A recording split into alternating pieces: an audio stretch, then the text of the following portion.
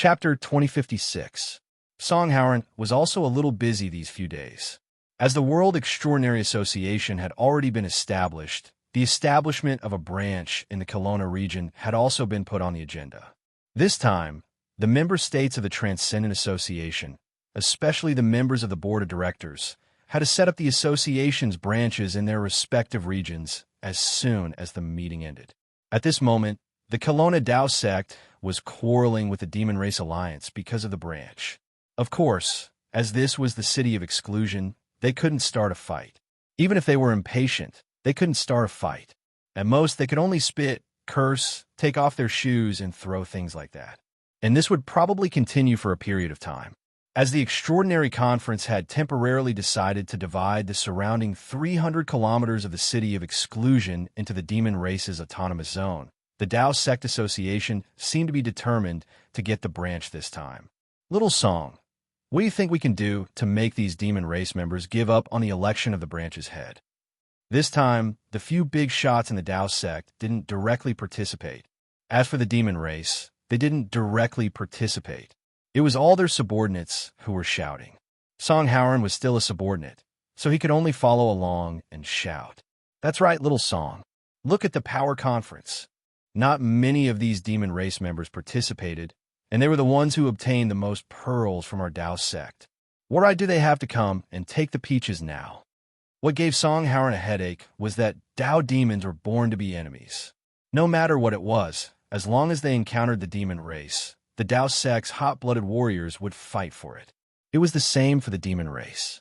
However, Songhauern couldn't directly participate in such a matter of snatching territory.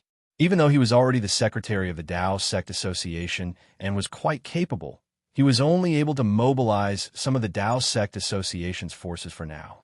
When it came to such a situation, he could only act as an advisor. How about we do something? Songhauern thought for a moment and said, let's talk to Reverend Huan Yang and tell him that we can agree to let the higher-ups of the Demon Race take up some important posts in Kelowna. But at the same time, the Demon Race must agree to give the Taoist members the authority to move freely in the Demon Race's autonomous region. Also, when traders of the Taoist sects escape into the Demon Race's autonomous region, the Demon Race cannot stop us from capturing them for any reason. Yes, that's the idea. We can also ask the Demon Race's autonomous region to open up some commercial rights. That was a good idea. In the end, the matter of the branch association will definitely not be settled. In my opinion, the appointed Kelowna Shinryu will personally take action and cut the cake. Rather than being passive when the time comes, it is better to fight for more benefits now. I'll go and tell Reverend Huan Yang about it right away. Please wait, Taoist. The Taoist hurriedly ran away. Songhauern secretly shook his head, thinking about the Kelowna Shinryu who had suppressed both the Taoist and the Demon Race for thousands of years. For thousands of years, both sides had not reached the point where they would fight to the death. It seemed that this Kelowna Shinryu was worried sick. In the midst of his busy schedule, Songhauern took some time to go to the gym. After taking a shower, he returned to his room and saw Princess Chuyang. He heard her say that she had met someone. Suppress the spiritual energy of Kelowna? Songhauern was shocked by Princess Chuyang's idea and did not say anything. Chuyang's temperament was not suitable for jokes. Usually, it was fine to be naughty and treat it as a buffer between the two parties. However, when it came to big matters, she needed to be calm. Princess, do you know the consequences of doing this? He had to ask Princess Chuyang clearly. Princess Chuyang said indifferently, it's nothing more than the spiritual energy of Kelowna returning to its previous level. Ever since the Great Qin Empire was founded, they have been living the same way. It's hard to live frugally from luxury. Songhauern hit the nail on the head. Princess Chuyang said seriously, if it wasn't for the eruption of Mount Tai's spirit vein, there wouldn't be such a new thing as the Transcendental Association. Songhauern did not comment. The established facts cannot be overturned. However, if your Highness wants to return to the past, I'm afraid that the Taoist and Demon Race of Kelowna will not be kind to you. I don't need anyone to be kind to me. Princess Chuyong said indifferently. I only want the world to be kind to the people. They're the foundation of the human race, not livestock used by the Taoist and demon race to plunder resources. Song Howren, remember one thing. I will always be the princess of the human race. Song Howren was moved by these words, so he could only say mischievously, Princess, the great Qin Empire is gone. Princess Chuyong snorted lightly. Song Howren shook his head, then said, After the Conference of Power, many people in the Taoist sects are very interested in your identity. Your Highness, do you think the 100 Tribulations sect master has already guessed your background? The 100 Tribulations immortal elder of Kunlun. I've heard of him since I was young.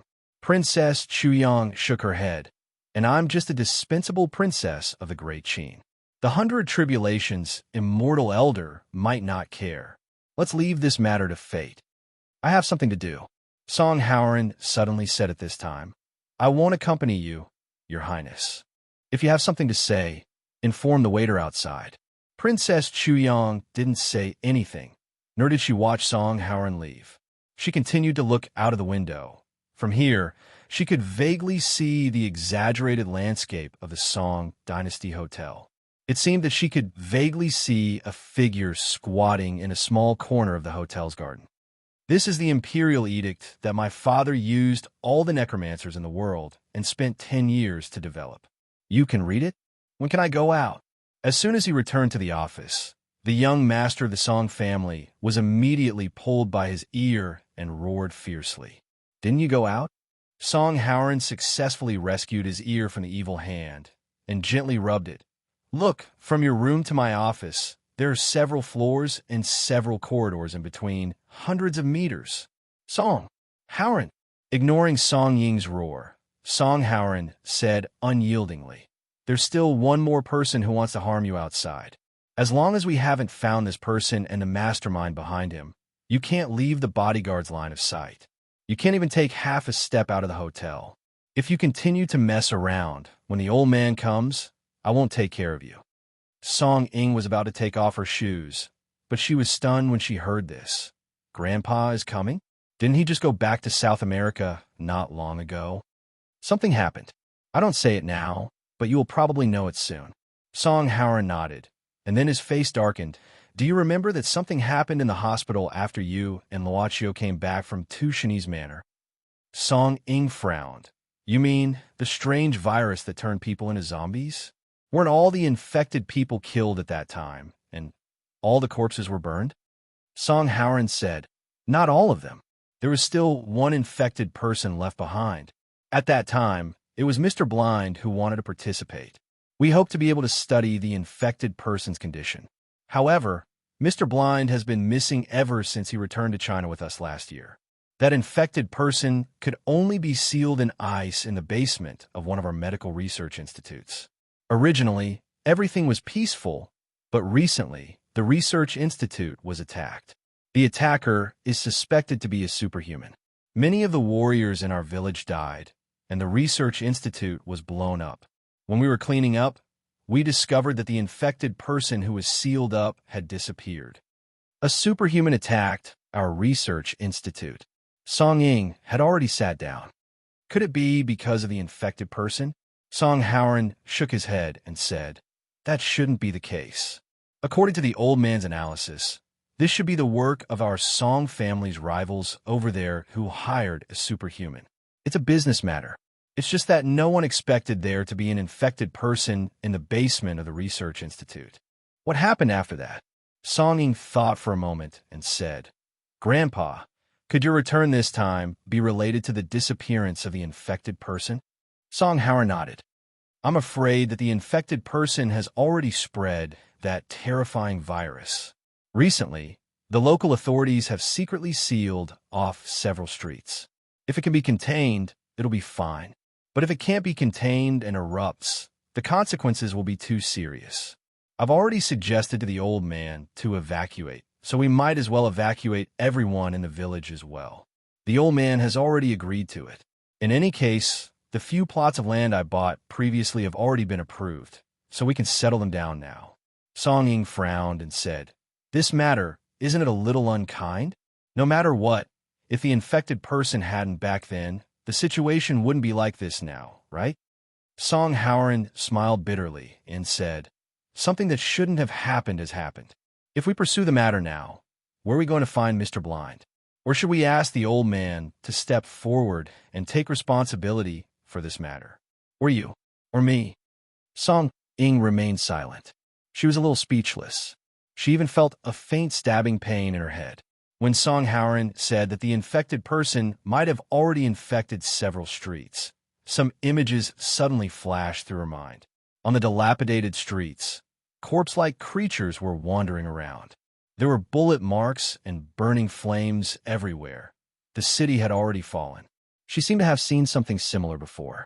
However, she was unable to recall when or where she had seen it. Song Ying suddenly felt a chill, and she subconsciously hugged her arms. Song Howard comforted her. Don't worry too much. Even if the virus has erupted, it shouldn't cause too serious of a consequence. Don't forget, this is now a superhuman society. Those superhumans will not allow the virus to wreak havoc. I hope so. Song Ying slowly exhaled.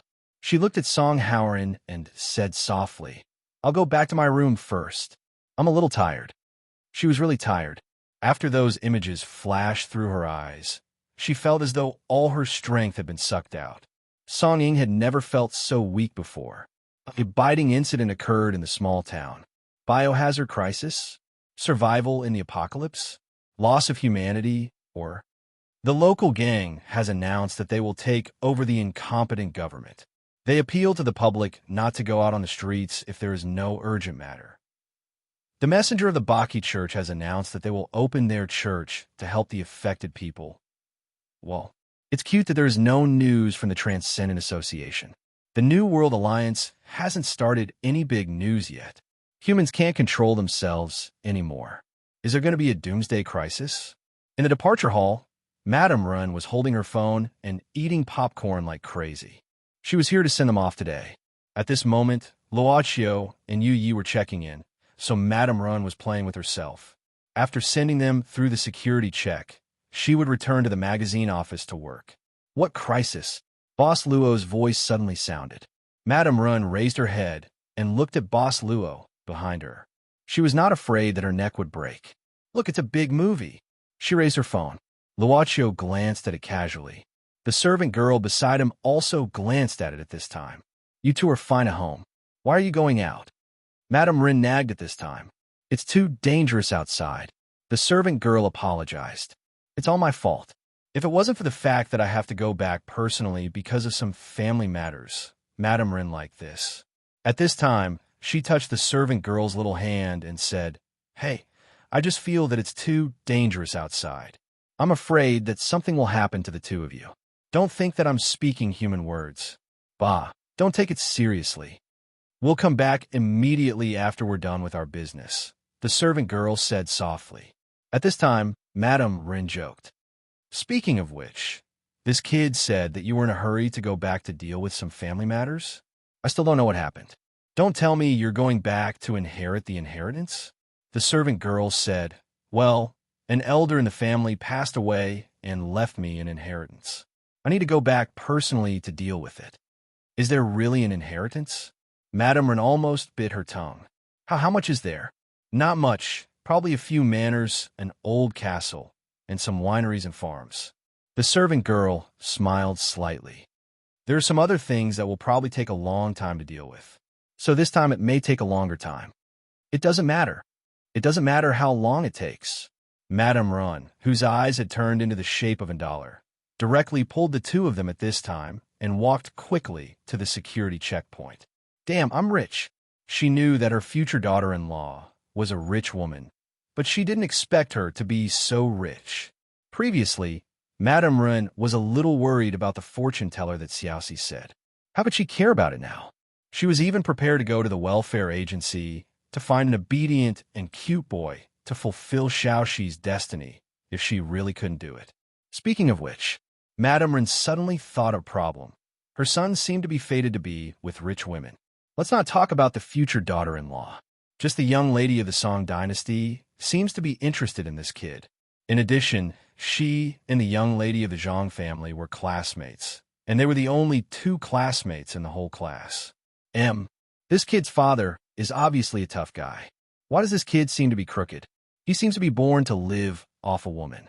In the corner of the airport, looking at the plane that was about to soar into the sky, a certain Shinryu flicked her tongue and made a tsk sound. Then she snorted and turned away. At this time, something suddenly jumped on Long Shirua's body, climbed all the way around her body, and finally landed on her shoulder. Kelowna's Shinryu was instantly petrified. She looked at the thing on her shoulder in disbelief. A little thing. It was a snow-white ferret. Whitey. Her voice slightly trembled as she called out that distant name. The little thing on her shoulder seemed to understand her, intimately rubbing its head against her ear. It's really you, Kelowna's Shinryu muttered, holding the little thing in her hand. She recalled those scattered memories. After a long time, the plane roared and flew into the blue sky. Kelowna's Shinryu lowered her head and chuckled. She pointed at the mink in her arms and said softly, "Let me tell you, I met a bad guy. He stole my heart, and then I couldn't get angry. Don't you think it's so annoying?" The stewardess led Nan Xiaonan to the front of the seat, carefully told her some things to pay attention to, and then left. Lady Nan stood up, lying on the chair and looking at the back seat. In the business class, there were only her and two other passengers, Boss Luo and Miss Maid. "Boss, we don't need to board the plane on purpose, right?" Nan Xiaonan blinked her eyes. Boss Luo smiled. "We're going to a very far place. How can we get there without a plane?" "Boss, you're being naughty again." Nan Xiaonan shrugged, and then looked at the destination on the plane ticket. She couldn't help but feel confused. Didn't the boss say that they were going to another world? Why were they flying to France? Could it be that they were going to leave this world after arriving there? Although she was full of doubts, Nan Xiaonan knew that she shouldn't ask too many questions, so she fastened the seatbelt and closed her eyes to rest. She felt the start of the plane and the change of gravity on her body. The roaring sound in her ears also meant that they were going to the sky. Nan Xiaonan felt a little tired, and in a daze, she really fell asleep. She didn't know how long had passed, but she suddenly heard a clear female voice. It was like this: "Next stop, the city of Saints, Orleans. Next stop, the city of Saints, Orleans." The city of Saints is one of the 7 capitals of the Kingdom of Holy Light. The tourism industry here is extremely developed, distinguished passengers. Nan Xiaonan suddenly woke up, subconsciously looking out of the cabin. The plane was about to land, but she saw a huge city that seemed to be glowing. And in the center of this city, there was a statue that was more than 100 meters high. A statue of a woman holding a war flag high. What the hell is this city of saints? This is Orleans. Lady Nan, the newcomer in the shop, suspected that she seemed to have come to a fake France. Chapter 2057. They called this place the Kingdom of Holy Light, the place where devout people return to. The 7 largest capitals in the Kingdom of Holy Light were City of Dawn, City of Scorching Heaven, City of the Old Testament, Maria, Canaan, and City of Saints, where Nan Xiaonan was now. All the cities and towns in the Kingdom of Holy Light were built around these 7 capitals, and the population was more than 300 million. The moment Nan Xiaonan walked out of the cabin, she was sure that this wasn't the original subworld number 003. Maybe it wasn't even a subworld. She could vaguely feel a huge will scattered in the whole world, but it wasn't the will of the subworld, but some supreme will. Compared to the world fragments, Nan Xiaonan preferred to call this Kingdom of Holy Light God's Kingdom. In the dimensional void, the kingdom run by the powerful gods of the mythological faction was the secret of the gods' power, and it was the source of their endless godly power. Then the question was, what was the boss's intention for descending directly into the god's kingdom of a god? "I'm here for a trip, and I want to take something." Hearing Boss Luo's words, Nan Xiaonan was skeptical. She didn't care about the excuse of a trip, but the key was to take something. What was it that made the boss of an indescribable existence come to take it personally? Was it a powerful void magic or a priceless treasure? Anyway, she had to follow the boss out of the airport of Orleans City, City of Saints first. Yes, this world with a mysterious name was actually a world with a good technological civilization. It seemed more prosperous and advanced than the subworld number 003. Boss Luo was quite curious about everything here, and he looked around from time to time. However, Miss Maid, who followed behind him, didn't seem surprised. Nan Xiaonan walked as fast as Miss Maid and asked softly, "Yi, have you been here before? It seems familiar." "How should I put it?" Miss Maid thought for a while and said, "Generally speaking, I have lived in this place for a while, but I haven't been back for a long time, and this place has changed a lot." Indeed, Nan Xiaonan felt that her sixth sense had not deteriorated. She immediately asked, "If that's the case, you Yi, Miss Yi, must know a lot about this place. Why don't you tell me a little first? You see, the boss came here to do something. This is my first time here, and I'm not as capable as Miss Yu Yi. I'm so clumsy. I'm afraid I might accidentally break some taboo and ruin the boss's plans." "Nan Xiaonan is very sensible," the servant girl said with a chuckle. "I know that if I insist on staying by the boss's side, you will definitely want to find a way to dissolve me. At this time, of course, I have to flatter you to save myself. So, tell me about it." Nan Xiaonan automatically became cute. Miss Maid acted as if she didn't see it and said casually, "This capital is relatively free, and there are no special rules. In addition to the capital of saints, the city of Orleans is also called the capital of freedom. The residents here basically live in the name of freedom." "In the name of freedom?" Nan Xiaonan thought. Miss Maid said with a faint smile, "Lady Nan, what you are pursuing seems to be freedom too." Nan Xiaonan smiled embarrassedly and changed the topic. "The atmosphere of freedom here is quite strong." She said this, but she felt that compared to freedom, the people here seemed to be more suitable to be described as undisciplined. The passengers walking out of the airport seemed to be walking at a leisurely pace. Even the staff inside the airport gave Nan Xiaonan the feeling of a retired veteran. It seemed that the people here were very used to a slow life. Thinking of this, Nan Xiaonan suddenly saw 3 patrolling guards in the airport suddenly become fierce and fierce. Nan Xiaonan was surprised by the sudden change from a state of leisurely killing time to a vigorous attitude. The 3 patrolling guards quickly came to a passenger at this time. "Littering everywhere is a felony. Catch him." "Wait, I'm here for business from the city of the Old Covenant." "I know you here. It's useless to know anyone. Littering is dirty. Being dirty is the original sin. Don't you know that the saints in the capital of saints hate dirty guys the most? Catch him." "You can't do this to me. I was just careless. I didn't mean it. Wait, let me go. I'm a 5th grade blessed. This is my blessed emblem." The passenger opened his palm in front of the guards at this time. But Nan Xiaonan looked carefully, but she didn't see anything. Did this guy really take out something? Being dirty is the original sin. This is the law set by the saints. The patrolling guards ignored him at this time. "Catch him. Those who resist arrest will be punished by fire." In the end, the traveler didn't have the courage to resist and was taken away by the 3 patrolling guards with an embarrassed expression. The surrounding travelers didn't seem to be interested in this little episode and soon went their own way. Nan Xiaonan couldn't help but secretly click her tongue. Didn't Miss May just say that there were no rules in this place, and it was very free? Why would I be arrested for littering and barbecued human flesh so easily? The law here is very strict, isn't it? Nan Xiaonan subconsciously looked at the servant girl. Miss May looked thoughtfully at the guards who went away at this time and made Nan Xiaonan nod in surprise.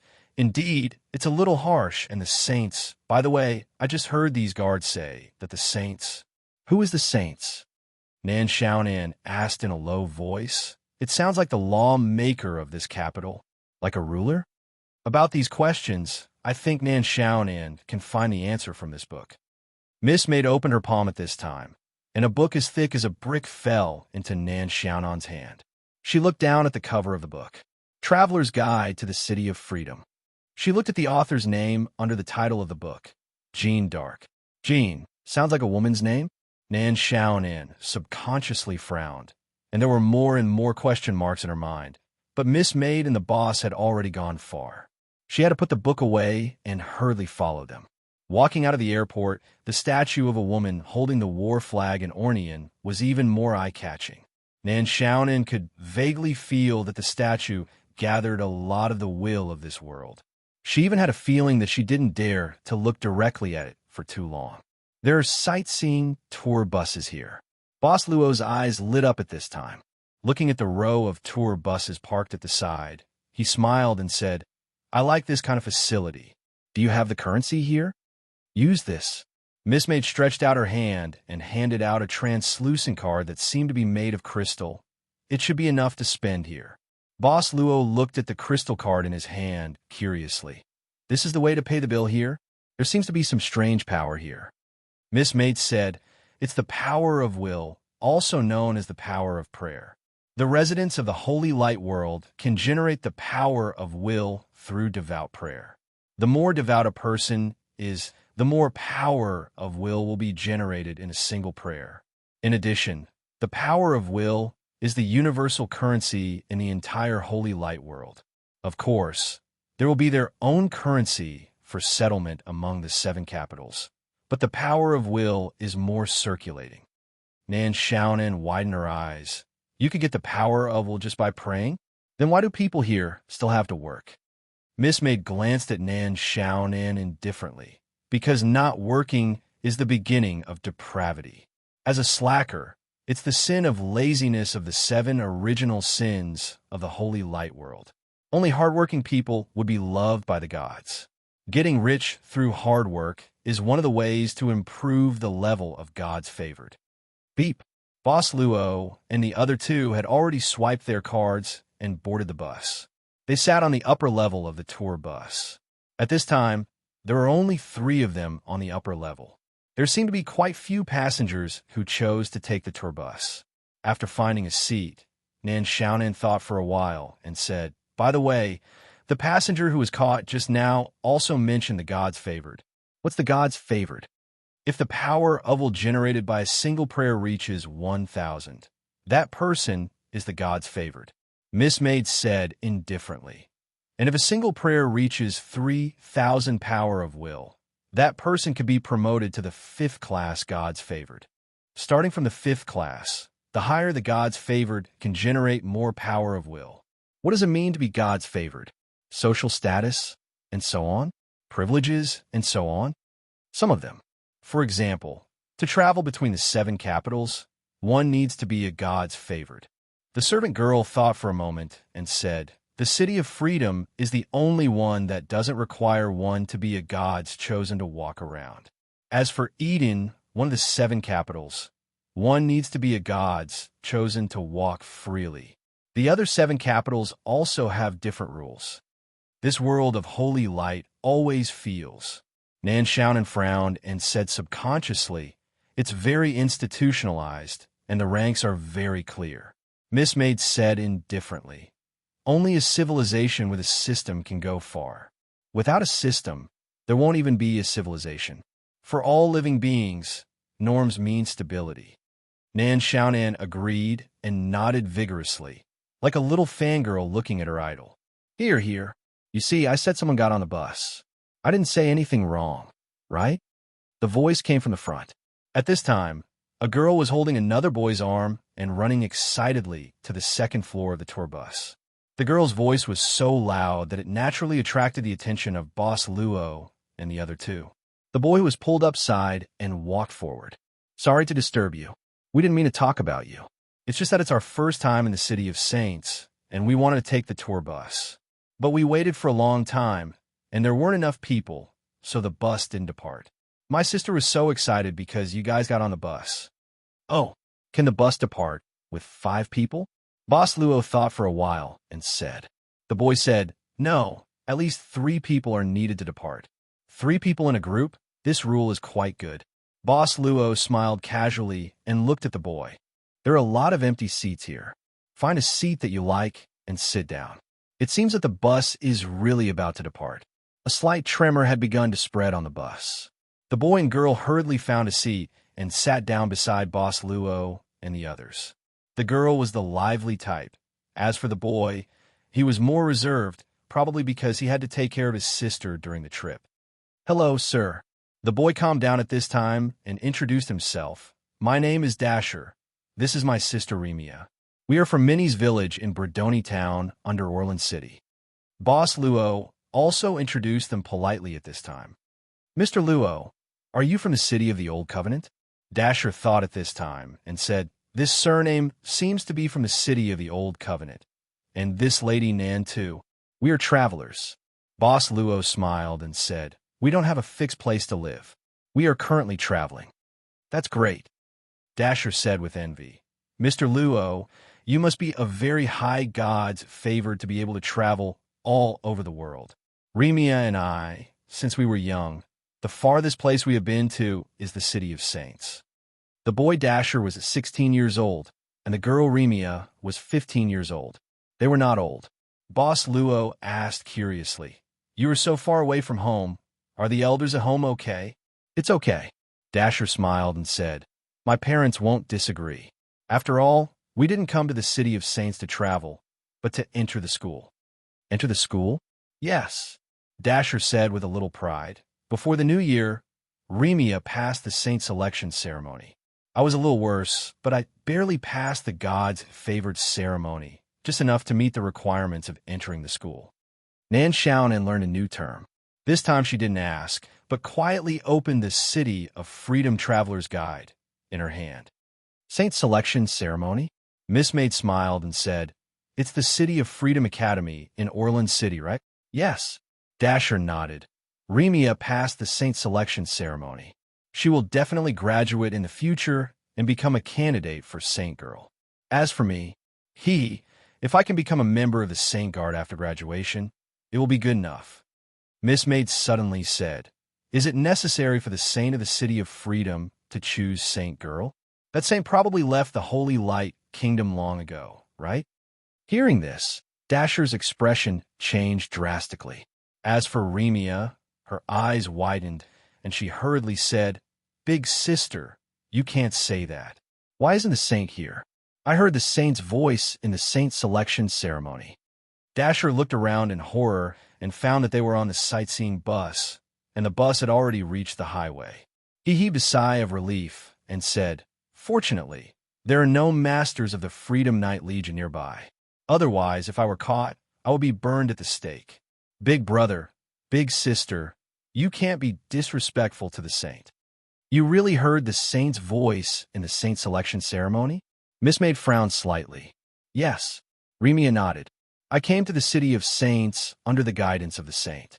Miss Maid suddenly asked, "Then, will the saint appear in the saint selection ceremony that is held once every 10 years?" "Yes," Dasher said with a strange expression. "Big sister, why are you asking such strange questions?" "I also think it's strange." Miss Maid smiled faintly. She suddenly looked at the huge statue and said, "The saint is still here. How strange." End of chapter. Chapter 2058. Sure enough, my feeling wasn't wrong. This is indeed the kingdom of God outside the world. Closing the guidebook in her hand, Nin Xiaonan sighed quietly. The wind blowing from the upper floor of the sightseeing bus was a little noisy, blowing her bangs into a mess. Her mind wasn't here. Nan Xiaonan thought of the star creation realm that she used to store star creation creatures. To be precise, it was the star creation realm of her original body. Theoretically, the kingdom of holy light and the star creation realm were similar in nature. They both formed a space of their own. In this space, the holder was the supreme god. Nan Xiaonan's original body was born in the subworld of magic. In fact, she had become a god in the end. As an immortal god, it was natural to start creating a kingdom of God. The star creation realm was essentially the kingdom of God of Nan Xiaonan's original body. Star creation creatures were also equivalent to believers. In fact, if it weren't for the constant support of the star creation realm, Nan Xiaonan's original body would have to sell herself as a servant to survive in the dimensional void. As for the difference between the star creation realm and this kingdom of holy light, of course, there was a difference.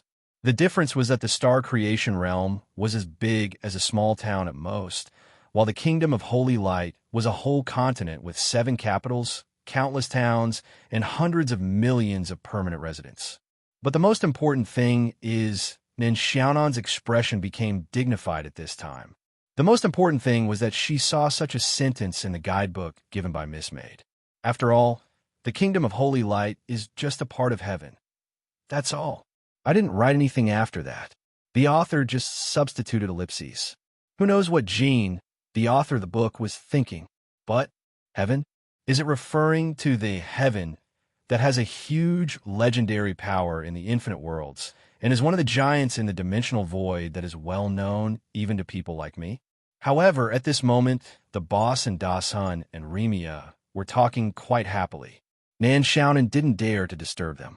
She could only silently listen to Da Sun and Remia's conversation. At the same time, she confirmed the content she saw in the guidebook and quickly improved her understanding of the Kingdom of Holy Light. Focus on the main points. Highlight all the key points. Who knew if Miss Maid would take the exam? Mr. Luo, how long do you plan to stay in the Freedom City? Dahir suddenly asked. There's no specific time. Boss Luo thought for a moment and said, if Freedom City is suitable, I might stay for a while. If you haven't left in 5 days, why don't you come to the Open Coliseum in Orleans? Every year, after the entrance ceremony of the City of Freedom Academy, there will be a group appearance event for the new students. Boss Luo smiled and said, you and your sister will be there too, right? Daisa said, it's nothing much for us siblings to attend. In fact, the appearance of the new students every year is a very lively grand event in the Saint City. Moreover, the Saint will also come and bless all the new students. For the students of the capital of Freedom Academy, if they can't be selected after graduation, this might be the only chance for them to be blessed by the Saint. The Miss Servant was about to say something. Boss Luo patted the back of her hand quietly. He then looked at Dahir and said, Mr. Dahir, please let me see your bright smile and Miss Remia's spirit and smile during the appearance event. This, Remia suddenly lowered her head in a daze, her fingers fiddling with the hem of her clothes, not daring to speak. Dahir also scratched his head shyly. The sightseeing didn't take long, and the conversation between the two sides didn't continue. Most of the time, it was Dahir and Remia who were talking. However, the brother and sister who came from a remote town in the Saint City didn't have much contact with outsiders before. This Mr. Luo's identity as a traveler, and his manner of speech was even more elegant than the only second-class gods chosen in their town. Moreover, this Mr. Luo gave off a mysterious feeling, which made the young boy and girl yearn for him. This Mr. Luo must be a high-level god's favored, right? Then it's a deal. Dahir took a deep breath at this time and looked forward to it. Nan Xiaonan, who was behind the seat, glanced back and forth between the boss and the brother and sister. She couldn't help but think of the boy in the weapon shop in the chessboard world. It seemed that he was in a similar situation. Here it comes. Here it comes. The boss has a physique that can eat both men and women. Dahir and his sister got off during the sightseeing. Because the road to Academy of Freedom City was different, they could only say goodbye. After 2 more stops, Boss Luo didn't plan to sit all the way to the main station, so he also chose to get off. Let's find a place to stay first. There's a good hotel nearby, the Miss Servant said with a smile. Nan Xiaonan hurriedly opened the traveler's guide in her hand and quickly found a recommended hotel. Since this guidebook was given by Miss Maid, then the good hotel she mentioned should be the one recommended in the guidebook, right? Rose Mansion, the name of the hotel. Academy of Freedom City. This huge academy located on the west side of the City of Saints was close to the sea. As one of the famous landmarks in the City of Saints, the seaside corridor of the academy had always been a must-stop for travelers from all over the world. If you could meet a beautiful girl in the academy in the seaside corridor, it would be a beautiful story. At this time, a train passed through the coastline and slowly entered the Academy of Freedom City. This was the bus that carried this year's freshmen. On the platform, the representative of the Academy's mentors and the student representatives had been waiting for a long time. The train stopped and the door opened. When the first freshman stepped out with a little excitement and nervousness, he heard the following words, "Welcome to the Academy of Freedom City. I'm a mentor of the Academy, Isabel. In front of the freshman was a beauty who was wearing a purple dress. She had a super figure and a magnetic voice. She looked like a noble lady. "Hi. Hello." The first freshman stuttered in response. His eyes fell on Isabel's chest. What a big rose brooch! If one looked down from the sky, they would find that the entire Academy of Freedom City looked like a blooming rose. Therefore, the Academy of Freedom City was also called Rose Academy. The headmaster of the academy was a person who liked roses very much. Even the headmaster's office was located in a rose garden. The freshmen have arrived, and Isabel is in charge of greeting them. "Is there any problem?" In the courtyard, the principal's secretary asked. Behind the office was a glass wall, and through the glass wall, one could see the sea on the west side of the City of Saints. The principal was facing the sea. "What problem?" "Last year, Ms. Bela Isha used the name of teaching the holy ritual to make 3 saintly girl candidates waver. In the end, they applied to withdraw from the academy because they were pursuing love. From what I know, these 3 candidates are working as maids in Ms. Bela Isha's house. In the name of love, love is the greatest feeling in the world. What reason do we have to reject students who choose to withdraw from the academy in the name of love?" The principal said casually, "This is the city of Freedom City of that saint. Pursuing love in the name of love doesn't conflict with freedom." However, these 3 candidates' levels dropped from 2nd class to 4th class, and they almost dropped to 5th class, the principal's secretary said. "Didn't they just drop by 2 levels? It's not like they're fused. They'll bounce back," the principal said. "They'll rise again after some time. Our academy's stock recently dropped by 7%. Pass on my message. I want to hold a board meeting. Right away." The principal turned his chair around abruptly, and his face darkened. "Right away. 7%? Didn't that evaporate tens of billions of my willpower? Ha! How dare they steal food from the poor? It seems that some people have forgotten the fear of being controlled by the wind of freedom. Let me guess who did this? Is it the orphans in the City of Dawn? Or is it the evil guys in the City of the Old Covenant?" The principal's secretary didn't move at all. Instead, he turned the memo in his hand to a new page and said calmly, "According to the previous arrangement, you'll go to the Court of Freedom tonight to attend the saint's private banquet. Please be on time tonight. Don't miss the banquet." The principal suddenly became less excited, and he said with a lack of interest, I know. It's just a routine. Forget it. Go to the Rose Mansion and prepare a bouquet of white roses for me. I'll bring it with me tonight." The secretary said calmly, "You're not going in person?" No. The principal shook his head fiercely. "You know that I always quarrel with that guy whenever I see him. I'm too lazy to go. Then I'll take my leave." The secretary nodded and then turned around to leave. The courtyard suddenly became very quiet, but the principal was still worried about the fall of the academy's stock. At this moment, a gust of wind blew open the window. The fierce wind blew the petals in the courtyard, making them dance and swirl. The headmaster frowned and muttered, "Wind of freedom, why have you become so noisy? You've become like that saint, temperamental. In the kingdom of heaven, which was peaceful and tranquil, people could naturally feel happy. In the city above the clouds, the palace of blazing angels. The palace of blazing angels housed the most outstanding children of him. The guardians of the kingdom of heaven, the powerful blazing angels. However, there weren't many blazing angels in the palace of blazing angels. Not long ago, there was a bad invasion against the kingdom of heaven. The group of thugs who exiled themselves to the outside of time and space was called the Transcendents. Even though him's glory repelled the evil thugs in the end, the holy glory couldn't be tarnished. After the battle, several blazing angels in the palace of blazing angels volunteered to leave the kingdom of heaven to search for the traces of those thugs. Now, the entire city of the saint was under the management of Lord Michael.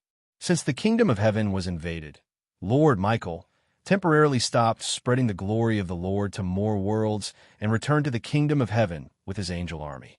If Lord Michael was there during the invasion that day, those thugs wouldn't have been able to escape so easily. This was what the angels in the city of the saint thought. Is there still no news from Uriel? The archangel, Michael, sat on the throne, his cold gaze moving back and forth between the two angel commanders below. There is indeed no news from Lord Uriel. One of the angel commanders lowered his head and said, "But since Lord Uriel has also descended to subworld number 3, then the cause of death of Maharel and the others who had descended before will definitely be found out. It's been too long." The angel on the throne was bathed in holy glory, and it was impossible to see his true appearance. There have been too many changes in the search for Metatron in subworld number 3 this time. I have a vague feeling of unease. The two angel commanders were shocked. The archangel on the throne was the archangel who ruled over all the angels. He was the one who spread his glory. What could make an archangel feel uneasy? Could it be that those thugs are involved in this matter? Not necessarily. We have been very careful in our search for Metatron. Those thugs can't possibly know about this. Subworld number 3 has always been a dangerous world. Perhaps something has obstructed them. However, Maharel and the other angels did die mysteriously when they descended. You may leave. The angel on the throne waved his hand. The two angel commanders didn't dare to say anything. They silently left the palace filled with holy light. The holy light of the kingdom of heaven seems to have weakened a little. The angel on the throne suddenly sighed. As he spoke, the angel on the throne pointed to the depths of the clouds. If I were you, I wouldn't use the power of will of the kingdom of holy light at this time. At this moment, a light figure appeared in the sky.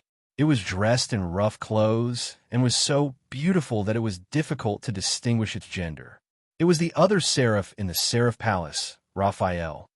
The holy light of the kingdom of heaven has weakened. Why can't we use the power of will to repair it? The God on the throne said indifferently, "The glory of Father needs to shine on all the worlds and the worlds of all believers at all times." It's not a problem usually.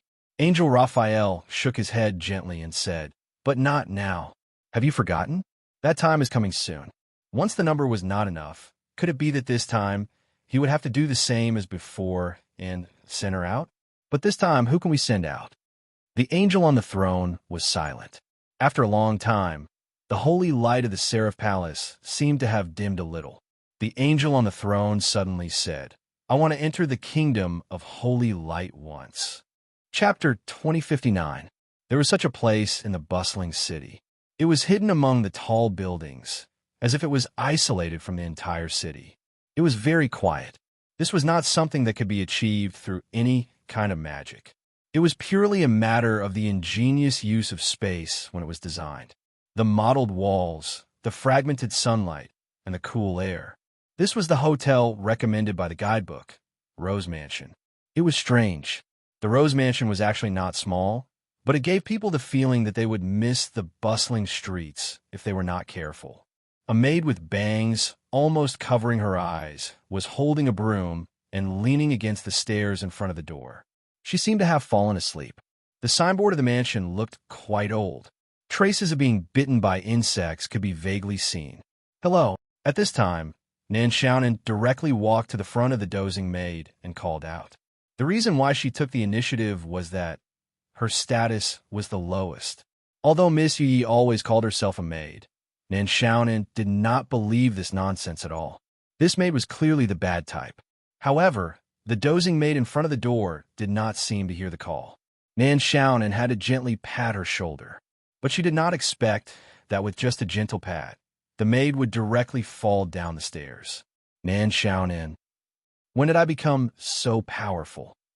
Under Boss Luo's instruction, Nan Xiaonan was helped by the maid into the lobby of the Rose Mansion and put on the sofa on one side. The maid had actually fainted. The reason was unknown. There were no customers in the hotel at this time. Except for the maid who fainted for unknown reasons, there were no other staff members. Nan Xiaonan tried to feed the fainted maid water. Did we come to the wrong place? I feel like this is not a popular hotel. Although it was very quiet, very elegant, and very charming, at the same time, it also revealed a sense of poverty that was about to close down. No, this is the place. Miss Maid shook her head. There used to be many customers here. but now it seems that it has really declined. However, from the peak to the decline, things will always develop this way. Even if it has become like this, there is nothing strange about it. Isn't this the place you recommended? Why does it seem like you don't really care about it, even though it has declined? Nan Xiaonan suddenly couldn't understand what the maid was thinking. At this moment, the maid who fainted slowly woke up. "Don't move," Nan Xiaonan quickly said. "Are you conscious? Look at how many fingers I have here. Also look at me. Do I look good or not?" 2 fingers. The maid was silent for a few seconds before she said in a low voice, "And it's not pretty. Looks like you haven't completely woken up yet." Nan Xiaonan nodded. "Come on, close your eyes again. Let's start again.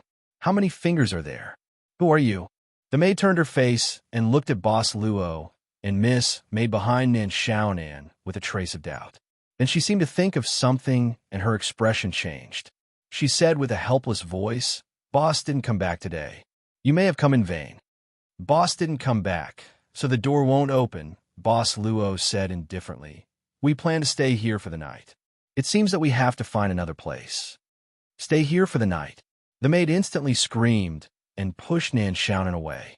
She jumped up like a catapult and said, "There's no problem with lodging. Dear guest, I'm Rose Mansion's maid, Kay or Lily. I'm here to serve you. As for the luggage, I'll carry it." Where's the luggage?" "We didn't bring much luggage. It's a simple trip." Boss Luo smiled. Maid Kay or Lily nodded. "Then, I'll take you to your room first. Please follow me." As she spoke, the maid walked forward. But just as she took 2 steps forward, her knees hit the floor. Then, her face hit the floor as well.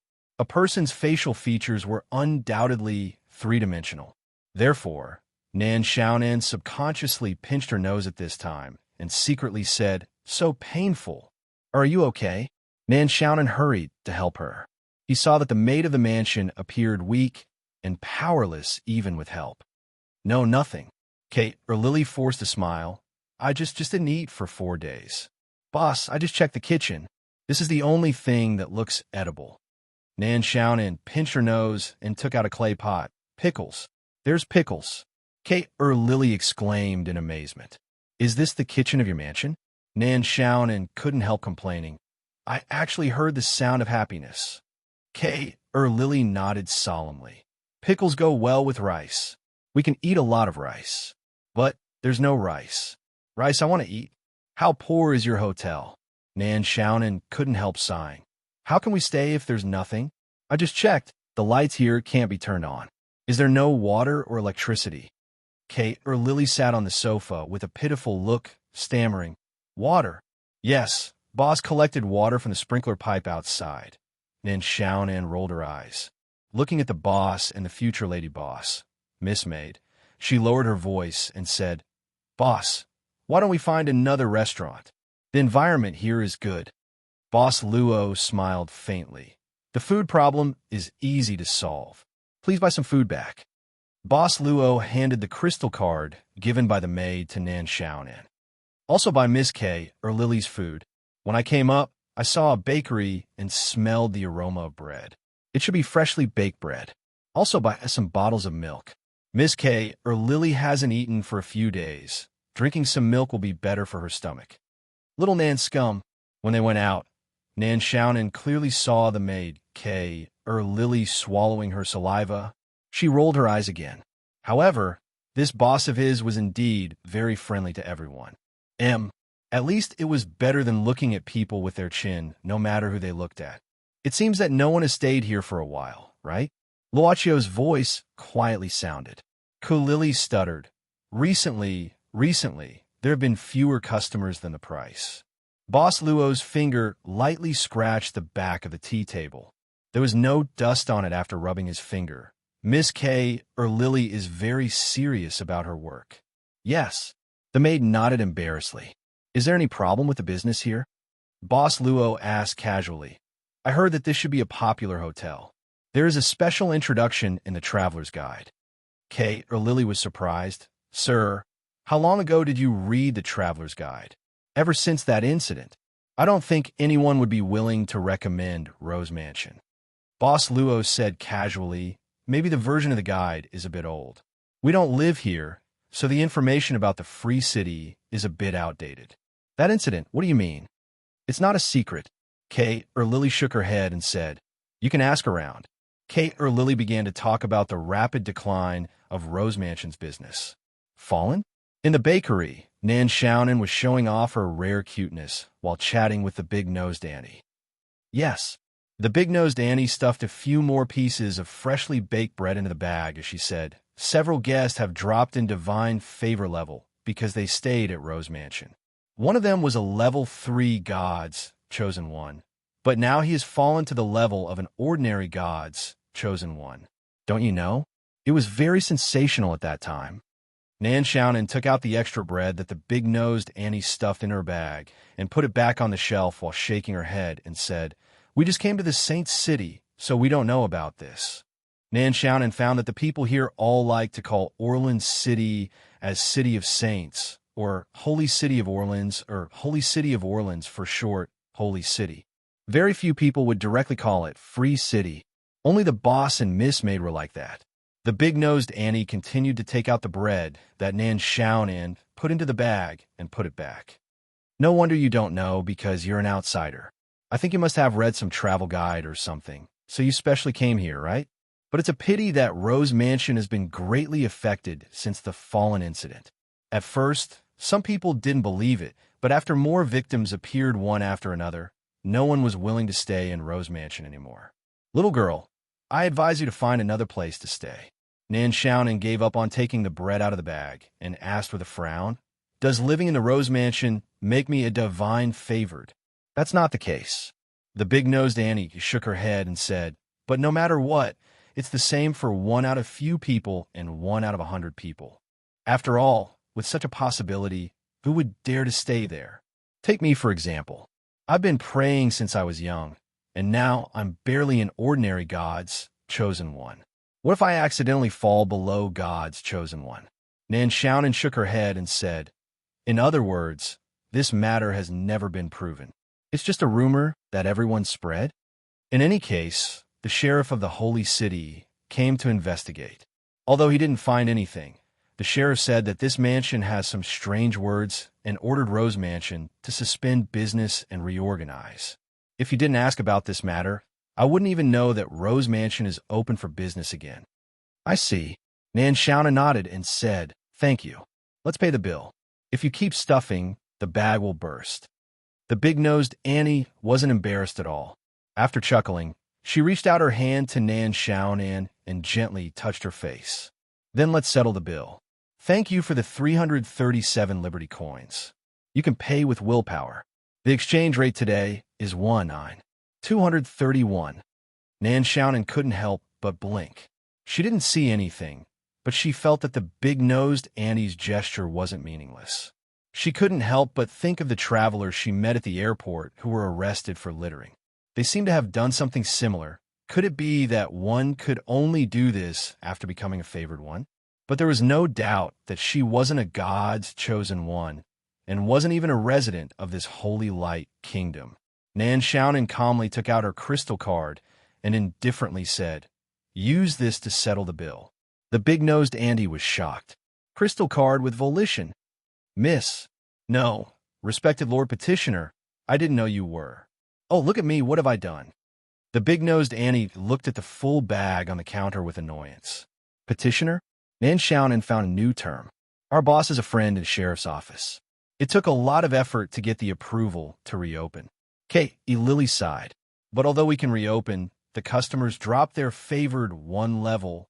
The servant girl suddenly asked, are you sure how they dropped their level? Lily nodded and said, every customer will register their personal information after they move in. Those customers did drop their level. After all, the volition they get from praying can't lie. Boss Luo thought for a while and said, then these victims all stayed in the same room. Or did they do the same thing? Or even, are they related to each other? Lily shook her head and said, it's not a fixed room. These victims don't know each other. They didn't do anything strange during their stay. However, the divine favorites level dropping did happen, and it happened when they were praying in the mansion. That's why they believed that the divine favorite's level dropping was cursed, because the Rose Mansion itself had some kind of power that could corrupt people. Boss Luo suddenly said, I want to take a look at the rooms these victims stayed in, can I? Lily was surprised. Aren't you afraid that the favored one level will drop? If it's really dropped, we have nothing to compensate. Boss Luo shook his head and said, Don't worry, we're not the favored one. So even if there's a problem, it won't affect us. Lily was startled and said, What? You're not? That's strange. Boss Luo smiled casually and said, Miss Lily, you're not the favored one either. The servant girl's face turned pale and said in horror, How can you? Chapter 2060. The Rose Mansion was a cross-shaped building, which corresponded to the shape of a cross. It was easy to walk. This is the room where one of the victims stayed. In front of a locked door, Lily said with a trace of hesitation, Sir, I can only take you here. The lock outside the room was locked by the boss himself. Only the boss has the right to lock it. The other rooms are the same. Luochio asked, Was it locked by the boss after the accident? Lily said, Since the boss of the public security department came to investigate and ordered us to close down, the boss locked these rooms. It's the four corners of the cross. Boss Luo suddenly said. Lily was startled and immediately reacted. The gentleman was looking at a landscape photo of the Rose Mansion hanging in the corridor, which was taken from above. Yes, the boss of the public security department also found it. This time, there were exactly 4 people who were registered by the Divine Providence. Their rooms were in the 4 corners of the mansion. That's why the boss of the public security department said it was strange, but he didn't find anything specific. Boss Luo nodded and immediately looked at Miss Maid. What do you think? Miss Maid shook her head. There's nothing special about it from the outside. Miss Maid suddenly looked at Lily and said, Do you have the information or contact information of the victims? Lily was puzzled and vigilant. Miss, what do you want to do? Miss Maid said indifferently, I'm just curious. Although the free cities are more open than the other 7 cities, there hasn't been a case of divine favor dropping. At the very least, we might be able to learn more about the situation from the victims. We can't leak the information of the residents. Lily shook her head. Besides, the investigation should be left to the boss of the public security department. Sir Miss, the boss of these rooms said to not let anyone get close to them. You'd better leave with me quickly, or I'll arrange another room for you. As for food and electricity, Lily looked like she was going to sacrifice something. She gritted her teeth and said, I'll find a way to solve it. Boss Luo said indifferently, Our companions are back. You should eat something first. Don't force yourself. While climbing the stairs, the hungry Lily almost leaned on the wall all the way. At the beginning, take a sip and wait for about 10 minutes. If your stomach can adapt, then consider eating more. Boss Luo opened a bottle of milk for Lily. You need some time. He knew the reason, but his body was more honest. Lily directly drank half of the bottle in one breath. There's still a trace of white liquid left on her lips. It was a small round mark on the bottle mouth. She took a deep breath and revealed a satisfied expression. Then, she picked up a piece of freshly baked bread, tore a small piece, and put it into her mouth. I'm alive. Lily heaved a sigh of relief. I really don't know how to thank you. I should be the one to entertain you as guests, but as guests, you have to prepare food for me. Don't mind it. Nan Xiaonan seemed to want to kill the conversation. She opened her mouth and said, Even if I see a starving stray cat on the road, I will still feed it. The maid had to change the topic awkwardly. I'll get some water for you. There's boiled water. By the way, we've been here for a while, but we haven't seen the boss of this mansion. Isn't your boss here today? Boss Luo said with a smile. Lily said, Boss went to the dock today to see if he could catch some fish. Boss has been trying to fish for the past few days. Nan Xiaonan frowned. Can't you pray to generate the power of will? You can buy some supplies with the power of will. You shouldn't starve like this, right? Lily, who was pouring water, froze. She couldn't even hold the teapot, and it fell to the ground. She said quickly, Sorry, I'll get some cleaning tools. Nan Xiaonan shook her head when the maid walked out quickly. She lowered her voice and looked at Boss Luo and Miss Maid. Boss, I inquired about this Rose Mansion when I went out to buy bread. I know why there's no business here. Miss K or Lily told us, Boss Luo said casually. Nan Xiaonan paused and said, Why did she say that? Boss, didn't you ask me to buy food to inquire about this matter? Why did you ask outside? Boss Luo asked curiously, shouldn't the person involved know the core of the incident better than outsiders? That's true. Nan Xiaonan rubbed the fringe on her forehead and said, but considering that the person involved won't tell the truth, the information that can be collected from the outside may be more objective. Of course, we have to eliminate some untrue conjectures. Oh, boss, I didn't mean it was bad. Miss Maid's smile came. Nan Xiaonan's heart skipped a beat. You're not wrong. Boss Luo shook his head, but I didn't mean to ask you to inquire about it. It's good that you can have your own ideas. Nan Xiaonan was confused. According to the boss, he wanted her to be an employee with her own ideas. But Miss Maid seemed to want him to just be an obedient child. She had just been employed, but she was going to be sandwiched between the boss and the future lady boss. It was so difficult to be attacked from both sides. By the way, I found one more thing. Nan Xiaonan had to change the topic at this time, talking about her doubts when she paid the bill in the bakery. The thing you're confused about is called the destiny system. Miss Maid said indifferently. It's a system that will appear with the residents of the Holy Light Kingdom when they are born. It records all the information about the growth of each person, which is equivalent to a personal terminal built into the body. Something like my interface in the game? Nan Xiaonan said with a little surprise. You can understand it like that. Miss Maid nodded, but only you can see your destiny. Outsiders have no way to distinguish it through ordinary means. Nan Xiaonan said subconsciously, Are there any people of the Holy Light Kingdom who don't have the destiny system when they are born? Of course. Miss Maid said casually, The maid of this mansion is one.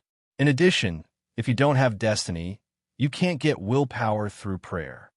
No wonder she was so nervous just now. Nan Xiaonan nodded thoughtfully. Since you can't get willpower through prayer, then it makes sense why Kay or Lily is so hungry. If that's the case, could it be that the owner of this mansion is also a guy without destiny? Miss Maid said at this time, In the Holy Light Kingdom, once you are found to be a person without destiny, you will be defined as a blasphemer. This is a very heavy sin, and there is almost no possibility of pardon. Even in the relatively more liberal Freedom City, blasphemers will also be sent to the stake. So, the law of this free city likes human meat skewers so much. That's not right. Nan Xiaonan was stunned at this time. If the owner of the mansion and Kay or Lily are people without destiny, then how did they settle accounts with customers? Oh, by the way, this kind of crystal card? Crystal card is something that can only be made by a more advanced petitioner. Miss Maid suddenly smiled at this time. Do you know how this kind of crystal card is made? Nan Xiaonan shook her head. Miss Maid smiled and said, When a petitioner dies, his destiny will condense in an instant and turn into a similar crystal card. And the willpower that hasn't been used yet will be stored in the crystal card. Others can use the remaining willpower through the crystal card. So, as long as you have something like a crystal card, Nan Xiaonan thought for a while and said, as long as you are careful not to expose yourself, you can still hide the fact that you don't have destiny. But this method is not suitable to be used in one place for a long time, right? Not to mention whether this kind of crystal card has a large circulation. If a person only uses the willpower crystal card to settle accounts for a long time, as long as they pay a little attention, it won't be difficult to find out that the other party is a blasphemer, right? This mansion seems to have been open for a long time. How can the people of the Public Security Office not notice? Could it be that there's a secret behind this mansion? At this time, the maid Kay or Lily came back with a rag and a bucket. Nan Xiaonan had to stop this topic. Right at this moment, the sound of a bell rang out in front of the Rose Mansion's main hall. A young man with long brown hair and wearing a blue and white formal attire slowly walked in. The young man saw Kay or Lily at first sight and directly said, "Is Mr. Assakes here? The school principal is going to attend the Saint's private banquet. So he sent me here to ask for a bouquet of white roses. Mr. Levi, Lily screamed. It was a cry of joy as if she was saved. The boss went to the dock and hasn't come back yet. The young man named Levi then realized that there was someone else in the lobby. He frowned slightly and sized up the person before looking at Lily and asking, "Is this the guest today?" Lily quickly walked to Levi and pulled him to the side, whispering, "He is a guest who came from another place after reading the guidebook. He doesn't know much about the mansion. Although the mansion has the permission to reopen, you should tell them the truth." Levi said calmly, "Lying is also cheating. I'm not from the public security office of the Holy City, so I have no right to punish you. But as a citizen of the Holy City, I have the obligation to report your lying behavior. Even if you are a servant of Rose Mansion, you can't be exempted." "It's not like that, Mr. Levi," Lily said anxiously and shockingly. "I've already told them what happened recently, but these guests seem to be very interested, so they decided to stay. I didn't hide it on purpose, so please don't report me." The young man, Levi, said calmly, "The banquet tonight is quite urgent. I have to send something back to the academy. Go and prepare the white roses for me first." As he said, the young man took out a purple card from his clothes. "This is the cost of the white roses, as usual." Lily quickly put away the purple card and looked much more relaxed. "Mr. Levi, please wait for a moment. I'll prepare it for you immediately." "Go," Levi said calmly. "You don't have to take care of me. I'll be fine by myself for a while." Lily went out again. Nan Xiaonan still noticed the thing that the young man named Levi took out secretly. A purple card, not a crystal card. At this moment, Miss Maid's voice sounded abruptly. "I don't know who will be invited to the Saint's private banquet." Levi frowned subconsciously. He who was waiting in front of the counter couldn't help but look at the source of the voice. It was one of the 3 guests. He didn't pay much attention to it at first, but when he looked carefully, he found that he couldn't see the person's appearance clearly. He even had a very vague impression in his mind. It was a woman who asked the question. Other than that, he couldn't describe this woman's appearance. Those who can be invited by the Saint are naturally those who have made great contributions to the Holy City and those who are loved by the Saint, Levi said calmly. "What kind of people can be loved by the Saint?" Miss Maid continued to ask with a smile. "Those who are pure and noble will naturally be loved by the Saint," Levi said expressionlessly. Miss Maid laughed. "If that's the case, there's no need for identity. As long as one is pure and noble, he can be loved by the Saint, right? If that's the case, it won't be difficult to meet this Saint." "Do you want to meet the Saint?" Levi felt that something was wrong. He carefully looked at the 3 guests again. He found that he couldn't remember clearly whether it was the woman who finished speaking or the young man beside her. Only the remaining short-haired and thin woman could be seen clearly. "Is there a problem?" Miss Maid asked calmly. "No problem." Levi shook his head. "As long as one is pure and noble, the Saint will naturally sense it when he approaches the Saint and will summon him. If you want to meet the Saint, you can go to the Freedom Square. The Saint's residence can overlook the Freedom Square, and the Saint's gaze may also fall on you." "I got very useful information." The servant girl smiled and said, "Thank you, sir." "You're welcome," Levi said calmly. "But before you go, you have to think carefully. If you approach with some impure intentions, you'll also be sensed by the Saint. The Saint loves those who are pure and noble, but at the same time, the Saint hates those who are pure and noble." "Oh," Miss Maid narrowed her eyes. "Sir, are you saying that my heart isn't pure and noble enough? Or that the person beside me isn't pure and noble enough?" Levi's expression changed slightly. Nan Xiaonan blinked her eyes. "What's wrong with this future landlady? She's totally different from her usual style. Is it obvious that I'm looking for trouble?" At this moment, Levi's expression changed again. He was horrified to find that a trace of fear was born in his heart. Even under the influence of this fear, his petitioner level had a tendency to drop. Above the divine favor, petitioners also had levels. Chapter 2061. Blazing Sky City was one of the 7 capitals of the Holy Light Kingdom. After countless years of development, Blazing Sky City had surpassed Maria, and became the largest capital city of the 7 capitals except for Eden. There were several angel statues enshrined in Blazing Sky City.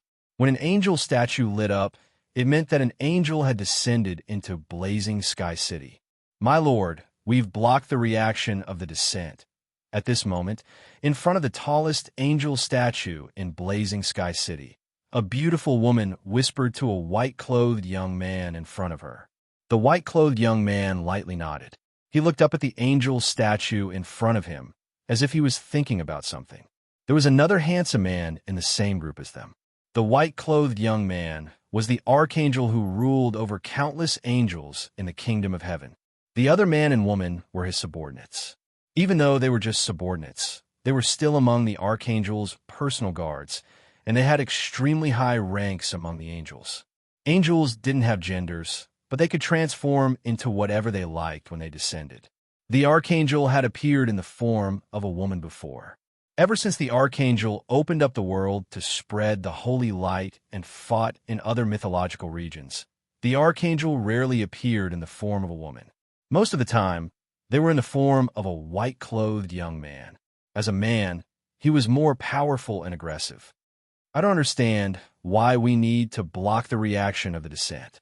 At this moment, the other personal guard shook his head. My lord is the highest angel in Blazing Sky City. My lord's arrival should be to let the residents of Blazing Sky City know about it so that they can hear the gospel. The other female angel said calmly, there's an agreement between the Blazing Angels that they need to inform Lord Blazing Angel of their arrival. If it's just a private action, it shouldn't be publicized. Did you forget? I didn't forget. The male personal guard shook his head and said in a strange tone, I just feel that it's not worth it for my lord. Even if Blazing Sky City has become the second largest city in the kingdom of heaven. So what? This is only Blazing Sky City, the capital of the Blazing Angels, not my lord's capital. Long due. That's enough. The female angel gently called out his name. The male angel, Long due, was slightly agitated at this moment. I didn't say anything wrong. My lord is the propagator of the holy light and has made great contributions. For so many years, you have been cautious and conscientious. What's wrong with my lord having a capital city that completely belongs to you? Look at the city of Dawn. That person has already fallen and is the sovereign king of hell, but that person's city of Dawn is still preserved. This is clearly unfair. Keep your mouth shut. At this moment, Langdo's mouth had been strangely sewn together. Not only that, he even had no mouth. Angel Langdo instantly knelt on the ground in horror. But he had no mouth. He couldn't speak, and no one knew what he wanted to say. This was the Lord's punishment for speaking too much. Langdo was impulsive. Please don't blame him, my lord. The female angel beside him hurriedly stepped forward. Langdo's heart is only for you. The white-clothed young man, standing with his hands behind his back, slowly turned around and looked at the trembling angel Langdo who was kneeling on the ground. He said calmly, the city of Dawn is the largest source of willpower for the holy light defense system of the kingdom of heaven. It's the cornerstone of the kingdom of heaven's holy light to spread to all worlds. You think it's unfair to keep the city of Dawn, so you don't want the kingdom of heaven's holy light anymore, right? Angel Langdo's face turned pale, but he couldn't speak. He could only look anxious and annoyed. While I'm in the kingdom of holy light, as a punishment, you don't have to speak anymore. As the white-clothed young man spoke, he directly walked out of the temple where the angel statues were enshrined. The female angel helped Angel Langdo up. My lord is really angry, but it's okay. Just bear with it for a while. Angel Langdo could only silently nod and then shake his head. His gaze was directed at the largest angel statue. It was as if he was saying that he wasn't wrong. On this day, the residents of Blazing Sky City were still living in peace and didn't know that an angel had arrived. Above the gods favored were the petitioners. They were people with firm beliefs and were the most important cornerstone of the kingdom of holy light. Laval had never heard of a petitioner falling from the sky. In theory, a petitioner was a person whose faith was completely firm. They were people who would not waver even in the face of death. Petitioners would only improve with time.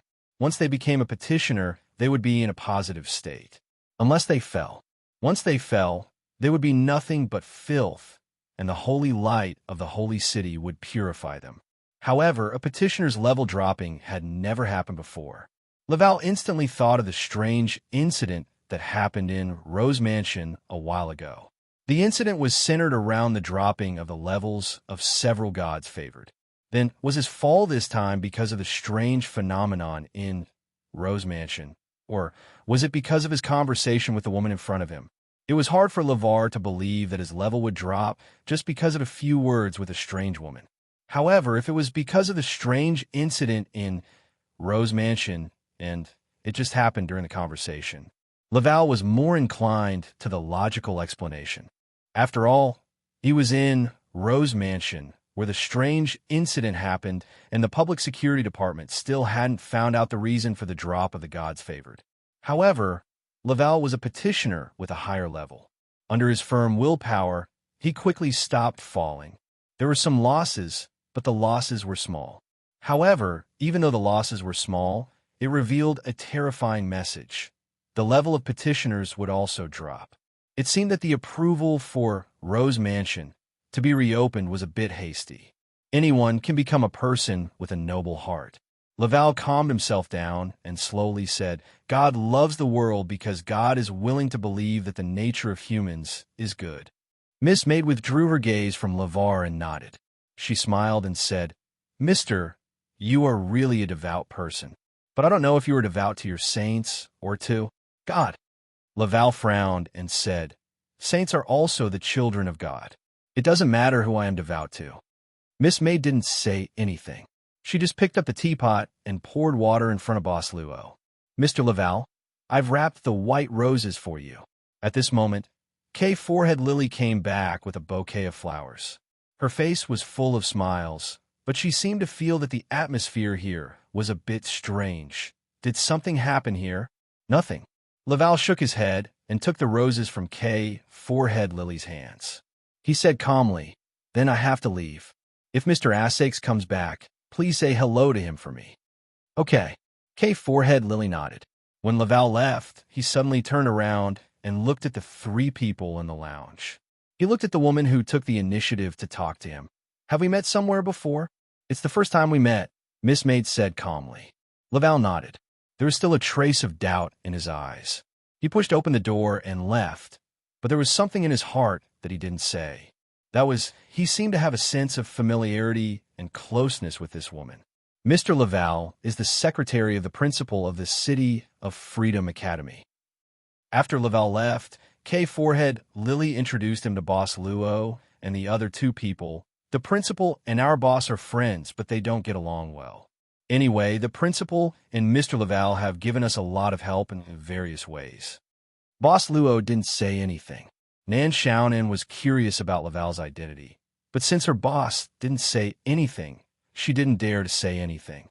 Kay Forehead Lily said that she planned to go to the mansion to pay the electricity bill and restore the electricity. As for the rooms of the three guests, she asked Boss Luo and the other two people to choose the rooms they liked. After all, the guest rooms in the mansion were all empty. Oh, right. Except for the room in the attic. That's our boss room. Kay Forehead Lily reminded them before she left. Of course, there's also the one behind the lobby. That's mine. I'm going out now. I'll be back soon. Sir, feel free to do whatever you want. Seeing that the maid has regained her vitality and is rushing out of the door, Nan Xiaonan shakes her head and says she's really at ease. She's not afraid that an outsider will do something to her shop. Well, I don't think there's even a penny left in this place. I'll go to the garden to see the roses planted here, Boss Luo suddenly said. Nan Xiaonan blinked and was about to say something. Miss Maid said, Then, Lady Nan, come with me. I'll help you install a destiny system. This will make it more convenient in the Holy Light Kingdom. Oh, okay. Nan Xiaonan, who nodded subconsciously, was suddenly stunned. Then, she felt unwell. Wait, this thing can be installed on the spot. I made one at the last minute. Miss Maid said casually, It doesn't have a full range of functions, but it can be used for emergencies. Made one at the last minute? Nan Xiaonan suspiciously looked at the future lady boss. Then you're awesome, huh? The destiny system of the Holy Light Kingdom can be made into a simplified version on the spot. This Holy Light Kingdom is obviously the back garden of the super giant in the void, the owner of the Heavenly Kingdom. However, considering that Miss May could take out the crystal card of willpower and had lived in the Freedom City for a period of time, could it be that the shop had operated in the Holy Light Kingdom before? Boss Luo seemed to ignore this matter and walked out. Nan Xiaonan asked quietly, "So, the boss and you have installed a temporary version of the Destiny system when I went to buy bread?" "No." Miss Maid smiled and said, "Master doesn't need this system. As for me, I don't need it either." "Oh, you two have always been lovey-dovey with each other. Now that you finally have me as your follower, you could try your best to pretend, right? Just pretend. It's much better than playing dirty tricks." Nan Xiaonan resisted the urge to roll her eyes and followed Miss Maid into the room obediently. "By the way, do I need to take off my clothes when installing this thing? I heard people say that clothes or something will hinder the flow of power." Red, yellow, white. This was a colorful world of flowers. Although there were many colors, they were very coordinated and didn't make people feel messy. They couldn't confuse people's eyes. There was a pair of scissors on a low wooden table next to them. This should be the place where Kay or Lily had just collected the flowers. Boss Luo strolled alone in this flower bed and seemed to be in a good mood. But something seemed to flash past behind him. It was a lithe figure. The figure was like a child, shuttling between the flower bed and the flower wall, and there was even a burst of laughter. Boss Luo's eyes followed the figure that shuttled like a fairy, and he slowly followed it. However, it seemed that he couldn't shorten the distance between them, or maybe Boss Luo just wanted to keep this distance and observe this small figure. Finally, the small figure stopped, and a small head poked out from the flower wall to look at him. It seemed to be wondering why this person was following behind without any intention of catching up. This was a cute face with some baby fat and short white hair. It seemed to be only 7 or 8 years old. "Do you live here?" Boss Luo looked at the figure and asked with a smile. A soft hum could be heard from the other party, and then the small head directly entered the flower wall. After that, the small figure didn't shuttle around, but directly disappeared. Boss Luo didn't seem to care that the figure left without saying goodbye, and continued to stroll around this place. There's nothing to see over there. It's just a place to store fertilizer and tools. At this time, a deep and magnetic man's voice came from behind. Luo Qiu turned around and saw a man in his 30s with messy hair, carrying a bucket and a fishing rod on his shoulder. "You must be Mr. Assake's," Boss Luo said with a smile. "I heard from Miss Kay or Lily that you went fishing." The man strode over, put down the bucket and the fishing rod, and nodded. "I'm indeed Assake's, but I don't know you yet." "Hello, my surname is Luo," Boss Luo said. "I'm a traveler, and I came to this Freedom City with my companions. I saw the traveler's guide, so I decided to stay here." Asakes nodded. "Then you came at the right time. Today's luck is not bad. I caught a few big fish." Fish soup is a very delicious thing. It can be made with almost no other ingredients. There was no problem with this. However, the kitchen of Rose Mansion probably couldn't find any other ingredients. Boss Luo thought so. Chapter 2062. Actually, I don't need to take off my clothes. Nan Xiaonan walked out of the room with a little pity and looked down at the strange emblem on the back of her left hand. Pseudo Destiny System. It will automatically appear when called. It can be used to settle the accounts of willpower, and it can also be used as a voucher to enter some places that only God's chosen and above can enter. In addition, it can also use many free public facilities in the City of Freedom, except that it can't accumulate willpower through prayer. It is a simplified version of the personal interface, but the current willpower value is 0, 0. Nan Xiaonan subconsciously took out the willpower crystal card. After buying the bread, she forgot to hand it over. Originally, she was a little nervous about forgot, but it seemed that the boss didn't intend to take it back, and Miss May didn't seem to care about this matter. In other words, installing this pseudo-destiny system for her was something that was already planned. As for the problem of willpower, It can also be solved through the willpower crystal card. Miss Maid said that she didn't need the destiny system, and the boss didn't need this system either. That is to say, recharge. Nan Xiaonan boldly stuck the crystal card onto her pseudo-emblem of the destiny system. Very soon, there was a reaction.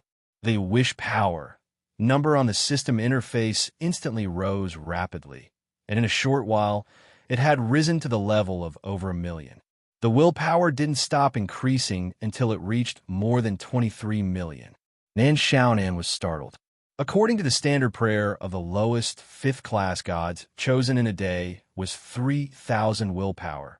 The willpower contained in the crystal card seemed to be the total amount of a fifth-class gods chosen praying every day for more than 20 years. It doesn't seem to be a lot, Nan Xiaonan frowned. But if I have to deduct the daily expenses, it seems to be a little difficult to save this amount of willpower. Shaking her head, Nan Xiaonan decided to treat this wish power as employee benefits for the time being. After passing through the corridor and returning to the room she chose, Nan Xiaonan saw a hanging painting on the corridor wall. It was a rural landscape painting, and there was a small signature in the corner of the landscape painting. Jacques Dark. Dark? Nan Xiaonan's heart skipped a beat. She quickly flipped open the Traveler's Guide to Freedom City and looked at the author's name. Both of them are dark. Do these two people have some kind of relationship? At this time, Nan Xiaonan had some guesses in her heart, but she wasn't sure. She quickly returned to her room and decided to read this Traveler's Guide carefully before dinner if the boss and the servant girl didn't have any new instructions. Asak's Dark. According to the owner of Rose Mansion, he inherited the mansion from his father, who inherited it from his grandfather. The Rose Mansion had been passed down for many generations, but I feel like Rose Mansion will eventually fall in my hands. That's what Mr. Arthashes said. Boss Luo realized that Mr. Asak's was actually a very easygoing and talkative person. Perhaps it was because Rose Mansion hadn't had guests for too long. The owner hadn't communicated with guests for a long time, so he seemed to be too lonely. Actually, you shouldn't have stayed here. Asak's was in the garden. He made a fire with branches and took some fish out of a bucket. After a simple treatment, he began to roast them. He left some behind, saying that they would be used to make fish soup at night. Boss Luo sat on a tree stump and watched Mr. Asash's skillful craftsmanship. He smiled and said, putting those unfavorable rumors aside, Rose Mansion's environment is still very good. What's good about it? Asak's shook his head and said, it's just an old hotel that has been passed down for God knows how many years. Other than feelings, there's nothing else. The nearby hotels are far better than here. And even if there's feelings, there's not much. Boss Luo asked curiously, feelings? What kind of feelings? Asak's looked at Boss Luo in surprise. You don't know? If you don't know, why are you still here? Rose Mansion was built by the sage's father. Back then, the sage would often come to Rose Mansion. However, ever since the sage's father passed away, the sage rarely came. In the past few hundred years, she hasn't come again. The sage's father. Boss Luo said thoughtfully, in that case, Mr. Asak's and the sage come from the same family. Asak's shook his head. That's right, but also wrong. The sage is indeed the child of my ancestor. However, after the sage became a sage, she was no longer a child of the Dark family. She was already the sage of this city, the sage of everyone. To the sage, everyone should be her family. Boss Luo smiled and said, but this is a place left behind by the sage's father. If there wasn't something special, the sage wouldn't have come here often, right? Asak said, perhaps when my ancestor was still alive, the sage would still have some nostalgia. However, after so many years, there probably aren't many feelings left in the bloodline. Do you see, the nearby business district is very modern, but only this mansion hasn't been touched. In my opinion, this is probably the sage's last care. Moreover, she probably didn't care about the Dark family, but this mansion. Boss Luo said, I heard that a god's chosen level dropped here. Doesn't the sage do anything about it? Asak's shook his head and said, maybe she knows, maybe she doesn't. Maybe the sage only cares about whether this mansion is here or not, and not whether its business is good or bad. Anyway, to the last descendant of the Dark family, my only mission is to guard this mansion and take care of the roses here." Boss Luo smiled and said, "Is it okay for Asakes to tell me this? This sounds like a rather private matter." "What's the problem?" Asakes said in surprise. "The sage always says that we shouldn't hide anything for unnecessary selfishness. Only by being honest with each other can we get the truth. Come, the fish is done. Try my ancestral cooking. It smells so good." In the garden, Miss Maid smelled the aroma and walked over. She walked among the flowers. The free breeze and the fragrance of the flowers set her off. Mr. Asakes was surprised by the person who came, and it was without a doubt a beautiful woman. After a moment of absent-mindedness, the owner of the mansion said warmly, "This should be another guest. If you don't mind, you can eat with us. I will also prepare fish soup for you tonight. Then I won't stand on ceremony." Miss Maid smiled and sat down beside Boss Luo. She looked at the roasted fish that Mr. Asakes handed over and said, "The food roasted with the roses here will have a unique fragrance. It's very memorable." "Oh," Asakes said in surprise. "Miss, have you been to Rose Mansion before? Why do you know these things?" Miss Maid said casually, "I've seen a similar introduction in a traveler's guide." Mr. Arthaces didn't suspect anything and nodded. "Although there are many roses here, it's actually quite extravagant to barbecue with the withered branches of the roses. Today, the two of you will be able to experience one of the few projects in this mansion." Miss Maid tore the roasted fish into small pieces and chewed it carefully. In fact, the roasted fish didn't have much taste. Although it had a unique fragrance, it wasn't a particularly memorable delicacy. This was Boss Luo's evaluation, but he knew that Yu Yi was willing to taste it carefully. This mansion is actually very rare in the downtown area. Boss Luo suddenly smiled and said, "Since it's been passed down for so many years, it's a pity that it fell in this generation." "Mr. Asakes, don't you plan to restore the mansion to its former appearance?" Asakes smiled bitterly. "Of course I want to. If the mansion really disappears in my generation, I won't have the face to face my ancestors. But with the mansion's current appearance, I'm afraid we can only wait. When people gradually forget the strangeness of the mansion, maybe we can restore some business." Boss Luo blinked and said, "Mr. Asakes, haven't you thought about directly revealing the truth of the mansion's strangeness and solving this problem that put Rose Mansion in such a predicament?" "Solve?" Asakes was startled and immediately shook his head. "I want to, but even Lord Petitioner of the Public Security Department has investigated, but still found nothing. I'm afraid this problem can't be solved easily. Thank you for your kindness, but I can only give you a 30% discount. If it's any less, Kay or Lily will go crazy. If you don't try, you'll never know the result." Miss Maid said indifferently, "Your sage should have taught you this." Asakes thought for a while and said, "This is strange. Actually, I don't have much intention to solve this problem, but after hearing what you said, I don't know why I do have an impulse. I heard that high-level petitioners can infect people around them. Are you two high-level petitioners?" "We're not petitioners." Boss Luo shook his head, "But now we're living here, and we don't want to see this mansion decline like this." "Why?" Asakes asked curiously. Boss Luo said, "Probably because we don't want Rose Mansion to be closed when we come here again in the future." In fact, Asakes was a little confused. He didn't know why he agreed on a whim, agreeing to solve the strange things in the mansion. But once he thought of this, he seemed to be much more relaxed. He was thinking that perhaps he had indeed been dispirited for a period of time because of the Rose Mansion incident. It was time for him to pick himself up again. The Public Security Department tried to pray in the rooms where the incident happened, but there was no level drop. Asakes opened the door of one of the rooms where the incident happened and led Boss Luo and Miss Maid into it. "In fact, I stayed in these rooms for a whole night, but I didn't find anything. There's really nothing special, for now." Miss Maid gave such a response after carefully looking at the sealed room. "That's why I said it's not that simple." Asakes shook his head. "Maybe it'll be in vain." "You look like a guy who would give up easily," Miss Servant Girl said suddenly. Mr. Arthasheth unexpectedly felt a faint sternness from this beautiful woman.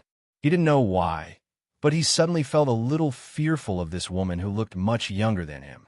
He stared blankly and didn't dare to speak. Maybe we can wait until midnight to take a look. Arthas pondered for a moment before replying, because according to the victims, they started praying at midnight, and their divine favored level began to drop. Then we'll wait until midnight. Miss Maid said lightly. Okay. Mr. Assaches was still a bit nervous, and he didn't dare to look at this beauty's eyes. At this moment, the lights in the hallway suddenly came on. It seemed that Miss K. Lily had paid the electricity bill, and the power was finally restored. Oh, Laval came? There were saints in this city of saints. Unlike the angels in this city of blazing heavens, saints were often in this city of saints. However, the castellan of the city of saints wasn't a saint. Instead, he was the highest level petitioner, and he might soon become a holy disciple. They invited Mr. Durand to tonight's banquet. In front of the saint's residence, the principal of the City of Freedom Academy, Mr. Ludick, got out of the car while muttering to himself. Mr. Ludick waited until Mr. Durand entered the residence before getting out of the car. He wanted to avoid meeting Mr. Durand directly. Mr. Ludick told his private secretary, Laval, that the holy light on Durand was too bright. If he didn't pay attention, his titanium eyes would be blinded, and he wouldn't be able to look at him directly. Laval pretended that he didn't hear the principal's words. With a white rose in his hand, he slowly followed behind Ludick and entered the saint's residence. Isn't this Mr. Ludick? It is truly an honor to be able to meet Lord Ludick here. Tonight is truly a joyous night. As soon as Mr. Ludick entered the residence, he heard a cheerful voice that made him feel like he was bathing in the spring breeze. If I knew, I would have gone in first, Mr. Ludick mumbled. Then he put on a warm smile and said, Yeah, it's a joyous night. I'm afraid that I won't be able to sleep tonight. Mr. Ludick always likes to joke, Mr. Durand replied with a smile. Mr. Durand looked kind. His first impression was that he was a good person, and his second impression was that he was a good person. It was as if he was a good person who had, I'm a good person written all over his face. Mr. Durand immediately said, I heard that the 7 Capital Exchange was shaken, and the stock price of the City of Freedom Academy was also affected. However, looking at Mr. Ludick's expression, I don't think it's a big deal. I'm relieved. It's just a normal technical adjustment, Ludick said calmly. Thank you for your concern, Mr. Durand. That's good. Mr. Durand glanced at Lavar behind Ludick and nodded. It's getting late. Let's go in so that the saint doesn't have to wait for too long. Gradually, more and more people arrived at the saint's residence. They were all the most famous people in this city of saints. There were high-ranking officials from the public security department, big entrepreneurs in the city, counselors in the city, and a few respected scholars who didn't have any important tasks. A young woman sat in front of the dressing table, and the maids on both sides were carefully dressing her up. Saint, the guests have all arrived. A maid walked in with her head lowered. She stood behind the young woman and stood outside the curtain in front of the dressing table. Okay, got it, the woman's voice sounded. Then, she asked casually, Mr. Ludick is also here. He's here, the maid quickly said. I saw Mr. Ludick and Mr. Durand come in together. Mr. Ludick also sent someone to give you a bouquet of white roses, saying that he picked them in the mansion. He hopes that the saint will like them. This guy is really thoughtful. The woman nodded and waved her hand. Then, I'll give you the flowers. Get ready, I'm going to greet the guests. The woman's makeup was ready. She stood up and looked at herself in the mirror. She murmured, this is really a perfect body. Chapter 2063. There were saint-like existences in the 7 capitals. What kind of children were they? Except for Maria, the one in Maria was the one who gave birth to the Holy Son.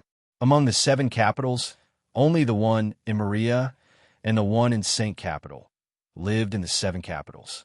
Because of this, the residents of these 2 capitals were able to bathe in the great light. Perhaps because of this, the number of people who could become gods chosen in the city of the saints was the highest among the 7 capitals, and the city of Maria was the place with the highest number of single petitioners. Although this was a positive world, and the 7 capitals were all friendly and supportive, Saint Capital, as Castellan, Mr. Durand, was always able to straighten his back when he participated in the joint meeting of the 7 capitals. At the dinner table, the principal, Mr. Ludick, looked at the Castellan with a smile and said, "I heard that sitting for too long can lead to lumbar disc disease. Lord Durand, you have to be more careful and exercise your body frequently." Durand raised his cup and said, "Thank you, Mr. Ludick, for your concern, but my waist is fine for now." At the dinner table were the most prestigious guests in the Holy City. If it weren't for the saints' dinner, no one would be able to gather all of them together. After all, other than the people in the business world, there were also some great scholars. Some of them were famous for being devoted to their studies and not caring about the outside world. At the same time, they were also known as the most devout petitioners, but they lived like ascetics. Other than the saints, no one would be able to invite them. On the dining table, these people sat at the very end of the table and didn't talk to anyone. But it was clear that their status wasn't low, because the other guests were afraid that if they spoke too loudly, they would disturb these people, so they deliberately lowered their voices. If Castellan Mr. Durand was said to be the holy disciple who had the highest chance of becoming a petitioner in the future, then he could be said to be a walking holy disciple. No, if the Holy Light Kingdom didn't give out a limited number of holy disciple each time, and they had to be distributed among the 7 capitals, they would be holy disciples. At this moment, a plainly dressed old man sitting at the end of the table suddenly spoke with an expressionless face. "Mr. Durand, I've recently heard a rumor about a drop in the level of a God's chosen. Is that true?" The atmosphere at the table suddenly changed strangely. Everyone even stopped talking and looked at the Durand City Lord. The warm smile on the City Lord's face was like a candlelight disturbed by the wind. It flickered for a moment before returning to normal. The City Lord replied with a smile, "There is indeed such a thing, and it's not just a rumor. Currently, the victims are in a sanatorium arranged by the Public Security Department, receiving observation and treatment. Thank you for your concern, Mr. Calvin." This old man, Mr. Calvin nodded and then said, "Since there has been a drop in the level of divine favor, no matter what the cause of the matter is, the person himself cannot escape the blame. A truly devout person will not fall. Lord City Lord, although these people are victims, it is not necessarily because their own beliefs are not firm. Perhaps there is even a problem with their beliefs. A problem with faith was a huge problem, and it was the biggest problem for the entire Holy Light Kingdom." Everyone's expression changed. However, only an ascetic like Calvin would dare to point out such a problem that involved the foundation of the Holy Light Kingdom in a public place, even in the residence of a saint. It's here. These old guys did what I wanted to do the most. Laval, it seems that tonight's banquet will not be boring." Ludick turned to his secretary and whispered with a smile. Other than rolling his eyes, Mr. Laval also rolled his eyes. The City Lord pondered for a moment, but soon he smiled and said, "I believe that there is no problem with the beliefs of these victims. After all, although they have dropped in level, they are still God's chosen and can still obtain wish power through prayer. Let me ask you, how can a person with a problem with their beliefs avoid the senses of a saint? Beliefs are very firm, but at the same time, they are also very fragile. Once we have doubts, even if it is just a trace, our beliefs will collapse. Don't you think so, Mr. Calvin?" "Yes." Old Calvin nodded slightly and said lightly, "It's good if there is no problem. You're the City Lord, so I will believe you. After all, if there's a problem with your words, then there will be a big problem with the Freedom City." This old guy's words are full of needles. Principal Ludick's eyes were about to turn into crescent moons, and he almost laughed out loud. He liked to see the City Lord suffer such a loss, but it was very rare to encounter such a situation. After all, Durand was the City Lord, and he was the person who represented the saint in the management of the Holy City. "I will take this as a warning," Durand said solemnly. "I will remember Mr. Calvin's teachings." The old man, Calvin, suddenly stood up and said, "The sage is here." Everyone instantly tidied up and quickly stood up to welcome her. The saint was wearing a black gauze dress, and there was a trace of mystery in her silence, and there was also a hint of charm. However, Everyone was unwilling to look at the saint directly, so they lowered their heads slightly. Sorry, I was attracted by the night scenery outside the window when I passed by the corridor, so I'm a bit late. The saint smiled and said, "The holy city's prosperity today is all due to everyone's efforts." Everyone quickly humbly said that it was all because of the saint's guidance. Before I came, everyone seemed to be discussing something. The saint smiled and said, "I wonder what kind of topic it is that can attract so much attention." Everyone looked at each other, and in the end, they still looked at the city lord who had resisted all of them. Durand gradually lost his smile, and after calming down, he planned to talk about the cause and effect. At this time, old Calvin directly said, in reply to the saint, this old man was asking the city lord about the matter of several gods chosen falling a while ago. "Oh, I see." The saint nodded without any change in expression, and then looked at Durand. "I have also heard about this matter. But, Durand, has this matter been resolved? Have you found the reason?" "For now, not yet." City Lord Durand shook his head. "We've investigated the victims carefully, but we couldn't find anything suspicious about them." "Have you investigated the place where the incident happened?" the saint suddenly asked. Mr. Durand slightly opened his mouth. He looked back at the guests and found that most of them had the same surprised expression as him. However, he had to answer the saint question. Durand could only bite the bullet and say, "About the place where the incident happened. The Public Security Department has sent people to investigate that place, but they didn't find anything special." "Why didn't you mention the name of the place?" the saint said indifferently. "Is that a place that can't be mentioned?" Headmaster Ludick frowned and looked at Durand sympathetically. Durand hesitated, but in the end, he gritted his teeth and said, "I have ordered the Rose Mansion, where the incident happened, to close down and reorganize." "Yes, it needs to be reorganized."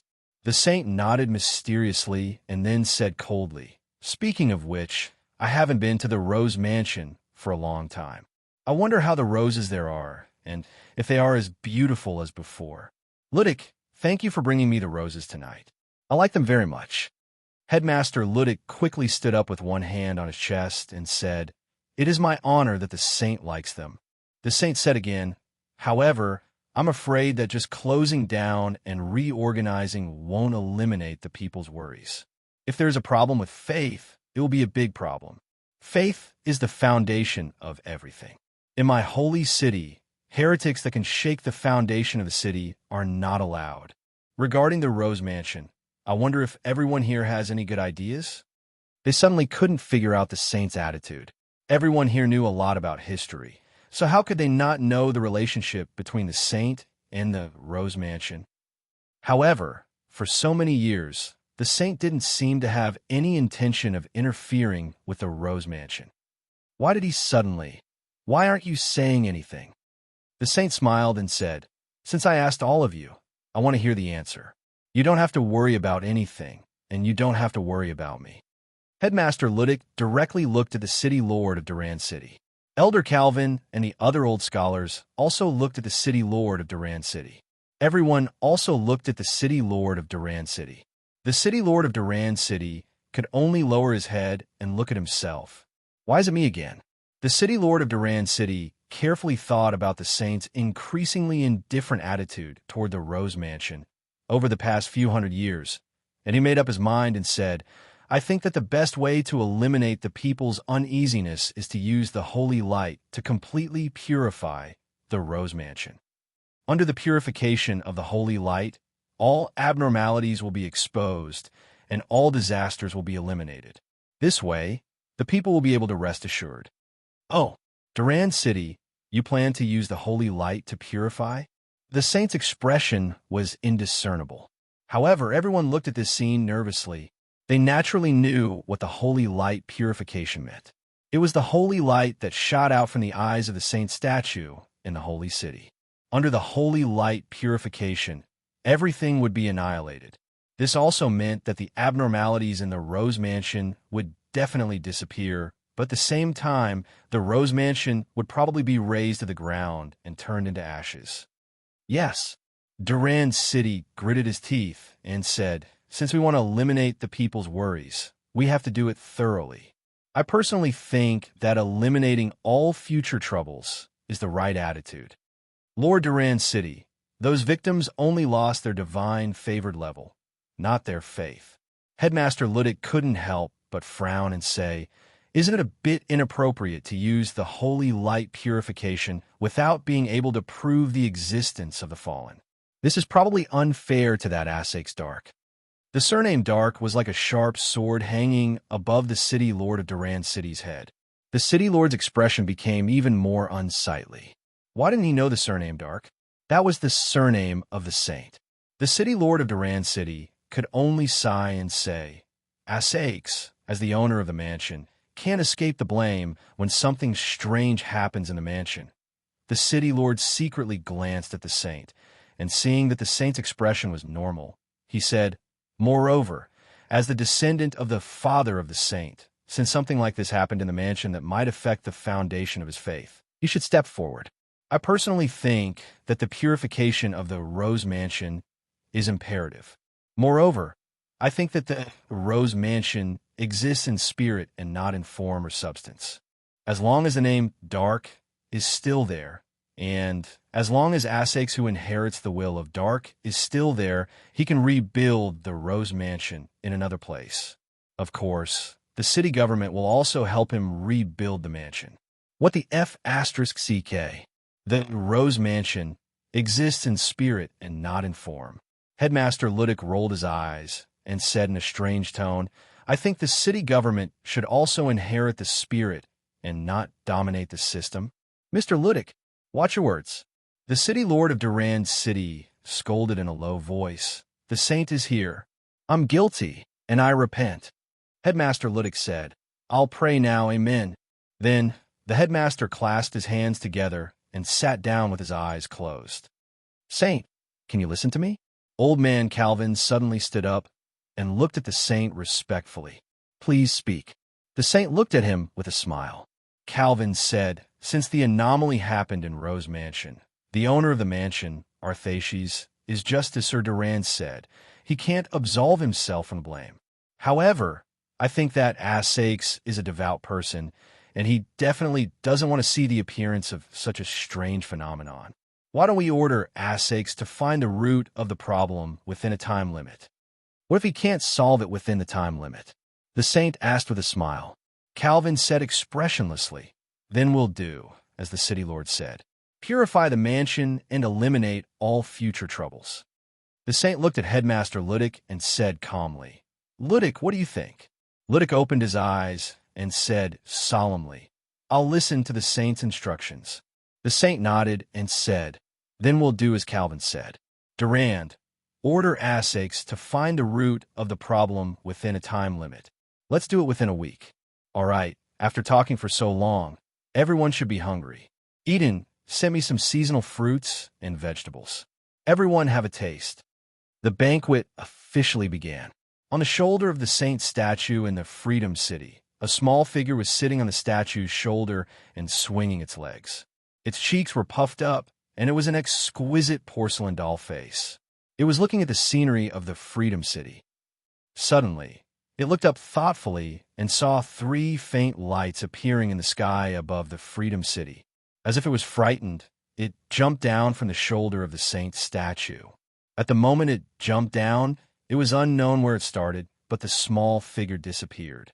The 3 lights in the night sky gradually dimmed. At this moment, 3 figures landed on the square of the saint's statue. A young man in white and 2 followers, 1 male and 1 female. The young man in white looked up at the towering saint's statue thoughtfully. "Sir, is there a problem?" The female follower couldn't help but ask in a low voice. The young man in white shook his head and said calmly, "Nothing. Let's go and see that so-called saint. Hashtag, hashtag, hashtag, hashtag, hashtag, PS1. Thank you, read 2 lines of poetry for accumulating mo. Serve tea, rub shoulders full set.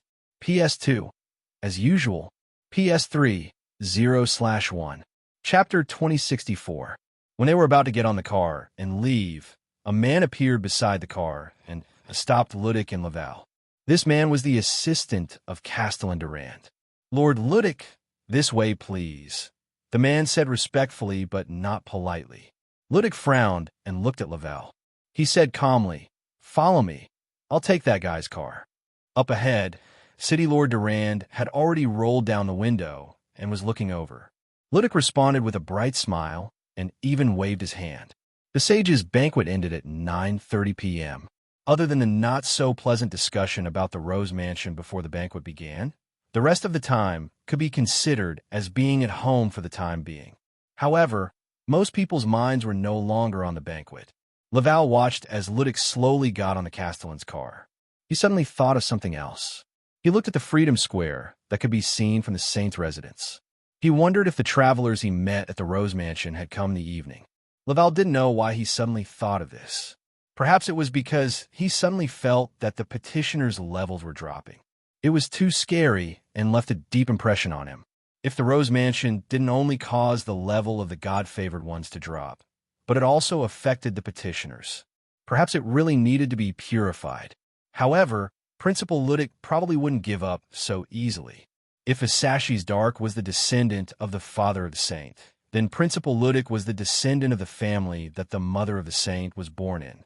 I know you don't want the Rose Mansion to be purified, but I didn't have a choice. You all looked at me, and let me take care of this. As soon as Ludic got on the car, Castellan Durand directly talked about this matter. However, Principal Ludic didn't seem to hear anything. He just shook his seat and praised. "The sofa on this car is not bad. Buy a sofa for a car? Later, I'll get Laval to book one too. Driver, just drop me off at Sunset, Avenue number 5. I need to walk back since I'm going to digest my food." City Lord Durand pressed a button, and a screen rose from the front seat, completely isolating the space in the back seat. Principal Ludic's expression changed slightly. He locked his body and said, "Buddy, many people saw me get into your car. I only want to bathe in the holy light, not your love. Be serious. Ludic, I'm asking for your help. Old friend." Durand's City Lord sighed. "I really don't know what to do. Trouble comes from the mouth," Principal Ludic said indifferently. "You dug your own hole, so jump into it and bury it yourself." "I didn't jump myself. You guys pushed me," the City Lord of Durand City said angrily. "You're even fanning the flames." "Conscience," Ludic said seriously. "Elder Calvin was the one who asked you first during the banquet. Everyone saw it. That guy is your teacher." The City Lord of Durand City coldly snorted. "This is something that everyone can see for themselves." Ludic shook his head. "We haven't contacted each other for a long time. We only met at this banquet in recent years." The City Lord of Durand City sighed again. "Ludic, I'm sincerely asking for your help. It's too difficult to guess the thoughts of the saints. I also don't know if it's the right thing to do tonight. But since the saints have approved it, do I really have to prepare to use the holy light purification? You can prepare during the time limit.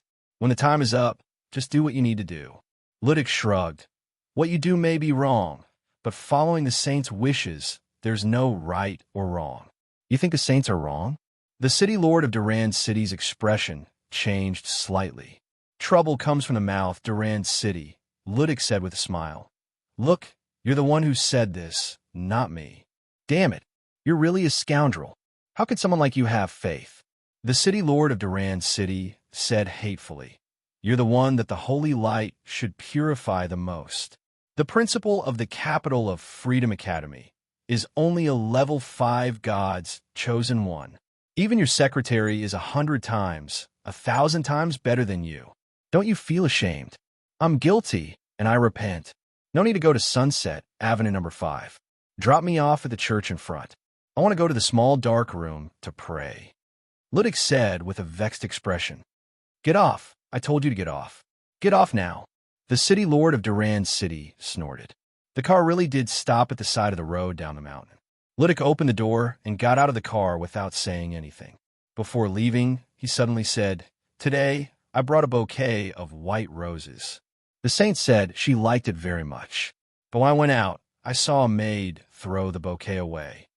"Wait, what do you mean?" The City Lord Durand City quickly poked his head out and asked. I didn't say anything." Ludic blinked and said, "Remember, trouble comes from the mouth. Apply for a new license plate for me later." I really need to order another car." He laughed and walked to the back. Behind him, Laval was slowly driving his car over. At this moment, the screen separating the front and back seats of the city lord of Duran City was lowered. The male assistant turned around and asked, "Sir, where are we going now?" "Let me think. I want to calm down. Let's go home first." The city lord of Duran City rubbed his forehead and said, "No, let's go to the Rose Mansion. Let's go now." "What did the city lord of Duran City say to you?" In the car, Laval said expressionlessly, "This doesn't seem to be the direction of the city hall. Duran City is probably anxious to go to the Rose Mansion." Ludic rested his chin on his hand as he looked out of the car window. His eyes were blurry as the night breeze blew. This principal drank a lot at the banquet, and Laval could still smell the strong scent of alcohol. "Are you really going to watch the Rose Mansion get purified and do nothing?" Laval asked again. "What are you talking about?" Ludic felt wronged and said, "Didn't you see that I stood up at the banquet and said something? Besides, there's a deadline, right? It's better than the Rose Mansion disappearing tomorrow. There's only 1 week. Mr. Assakes might not be able to find a solution." Laval shook his head and said, "The Public Security Department sent out several high-level petitioners, but they didn't find anything. There seems to be something strange about the mansion."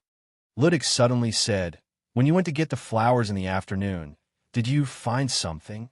You weren't so sure before." Laval quickly explained what happened to him. As for the travelers in the mansion, he only briefly mentioned them. "Petitioners are also affected?" Ludic couldn't help but frown and murmured, "Then, this is interesting. Perhaps the saints' plan to purify Rose Mansion isn't an exaggeration." "Wait, this isn't the way home. Where are you going?" "Rose Mansion." Laval said calmly, "You'll want to go." "I'm not going. I'm going to the church. I'm guilty. I drank too much tonight. I'm going to repent." The car slowly drove toward the Rose Mansion. The lights in the holy city were as bright as the stars. The saint's residence was on the highest mountain in the holy city. She could see everything in the holy city. On the balcony, the saint was lying on a wide recliner. There was a bottle of wine on the side table. It was open during the banquet, but it wasn't finished yet. It was a wine from another capital city. She was slightly tipsy. At this moment, the saint smiled and picked up the wine cup. She raised the cup high and let the wine flow into her mouth. "I seem to see the arrogance and lust of that snake in you, Lily." Her wrist that was holding the cup high shook slightly. The saint's pupils contracted slightly. Soon, she slowly put down the cup. She turned her body over on the recliner and lay on her stomach. She crossed her legs and rested her head on her hands. She looked into the room with blurred eyes. "Honorable Archangel, you came here so late at night to peek at my body? Your body is just a bag of skin. There's nothing worth peeking at under the skin." In the darkness, a young man in white slowly walked out. The moonlight seemed to twist around the young man, making him look hazy. The saint was still lying on the recliner lazily. Her arms were hanging down, and her fingers moved on the floor casually. She smiled and said, "But this bag of skin was chosen by you, isn't it?" The young man in white lowered his head and looked at the woman on the recliner as if he was examining her. At this moment, the woman on the recliner suddenly showed a painful expression. She instantly hugged her head as if her head was in extreme pain. She even screamed and rolled on the ground. On the ground, the woman rolled crazily and screamed in pain. "You want to show off your authority like this? The Archangel of the Kingdom of Heaven is just a torturer who only knows how to torture people who are weaker than you?" The woman felt more and more pain. She had no choice but to grab her face with both hands, her fingernails leaving streaks of blood on her cheeks. She cursed and gradually begged for mercy. Until she begged for mercy, she finally couldn't continue. Only wailing was left, like a wailing banshee in hell. After a long time, the woman completely collapsed on the ground. Her whole body was wet. She didn't even have the strength to lift her finger. She could only lean on the recliner and look at the young man in white with fear. The young man in white suddenly squatted down and touched the wound on the woman's face when she was in pain. The wound was healing little by little. The young man in white said, "Although a bag of skin is just a bag of skin, It won't look good if it's damaged. The woman curled up and looked at the young man's fingertips. She gasped for breath. The young man in white took back his hand and said indifferently, "I've been here for a while. It's just when your banquet started. You want to attack Rose Mansion?" The woman didn't speak and continued to gasp nervously. "That's her place. Who allowed you to do this?" Isn't she gone?" The woman gritted her teeth and said with a complicated expression, "I'm a saint." "No, the City of Freedom only has one master." The young man in white shook his head. "Just like the City of Dawn, it only has one master. This won't change because of anything." The woman suddenly sneered, "But the City of Blazing Sky has many masters." The young man in white raised his hand. The woman instantly shrank back like a frightened bird. However, the young man in white only lifted a lock of her long hair. He said indifferently, "Greed is an original sin, just like when you asked Father for a physical body. In the end, it led to some very bad things happening." The woman lowered her head and didn't say anything. However, her body began to tremble. She said with a trembling voice, "I'll ask Duran to withdraw the order tomorrow." "No need," the young man in white said coldly. The woman looked at him in surprise.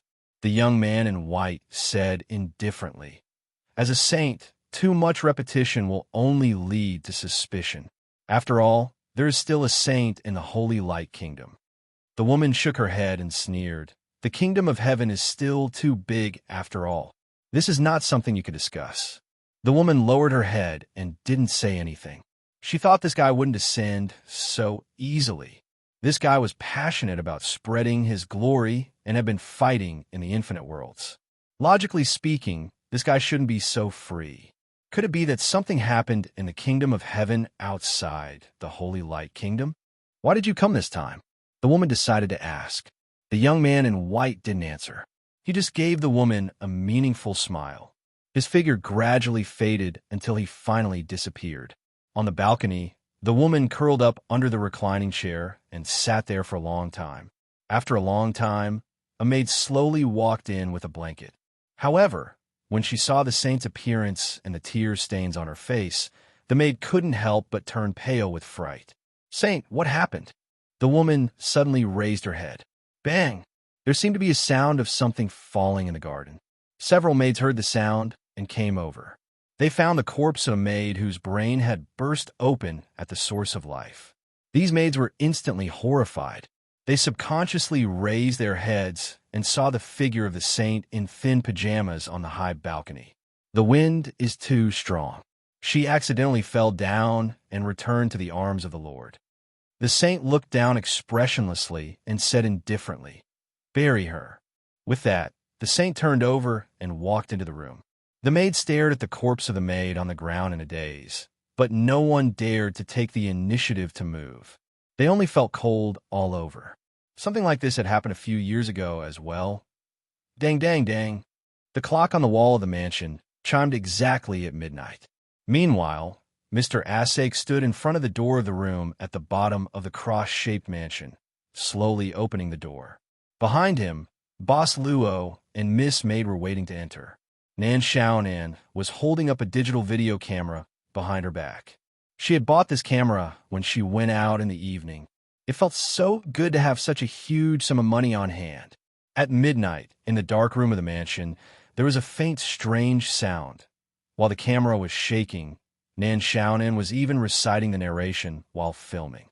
Old Jean Tianny. As for the maid in the mansion, Miss K. Air Lily. Miss K. Air Lily was hiding behind Nan Xiaonan at this time. She grabbed her clothes tightly and trembled. Hashtag, hashtag, hashtag, hashtag, hashtag PS 1/1.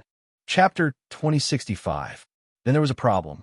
The victims in Rose Mansion were hurt because they were praying in the room at midnight. First of all, someone had to pray at this time, right? Who would pray? Nan Xiaonan didn't ask this question. Of course, it couldn't be the trio in her shop. Not only was she a fake, even the destiny system was fake. As for Miss Maid, to be honest, if she was asked to pray to the boss, she would probably do it without thinking. As for the boss, she was afraid that the Holy Light Kingdom couldn't bear the prayer of the indescribable existence. Don't look at me.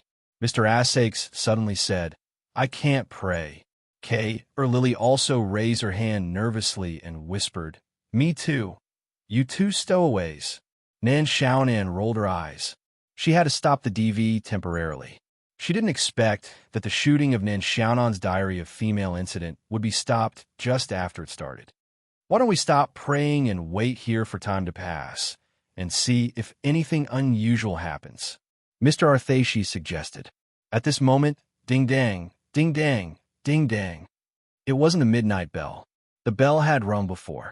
It was the doorbell. The maid in the room, Kalili, was startled. The sudden ringing of the doorbell really scared her. "Is Mr. Asakes in?" A man's voice came from outside in the quiet night. Mr. Asakes couldn't help but frown with a puzzled expression. Castellan Durand? Why is he here at this time? Arthasis looked at the people in the house in confusion. He then walked to the window and looked down. He realized that not only was Durand's car outside, there was also, why is Ludic here? Time limit order, saint personally, holy light purification. Oh, you want to investigate the root cause of the strange phenomenon in the mansion?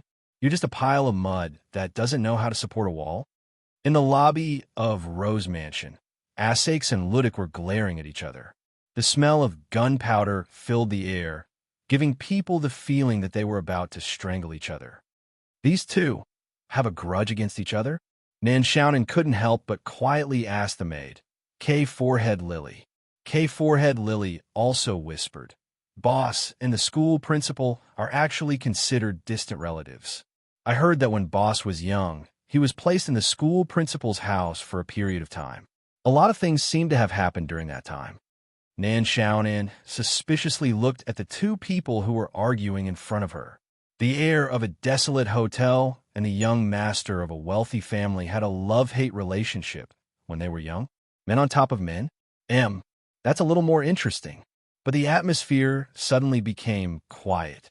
Mr. Asash's face was frighteningly still, like ice, and his whole body emitted a gloomy and cold aura. Nan Xiaonan glanced at him and then asked in a low voice, "What is holy light purification?" K. Forehead Lily looked at Nan Xiaonan in surprise, but she still explained the meaning of holy light purification with a worried expression. "Turn it into ashes and raze it to the ground? Isn't that a nuclear explosion?" Nan Xiaonan was shocked.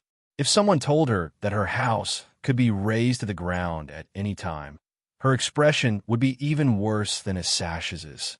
However, the future Lady Boss's expression seemed to be much colder at this moment. Nan Xiaonan didn't know if it was an illusion, but she even saw a flash of murderous intent on Miss Maid's pretty face. She couldn't help but shiver. Her soul was shivering.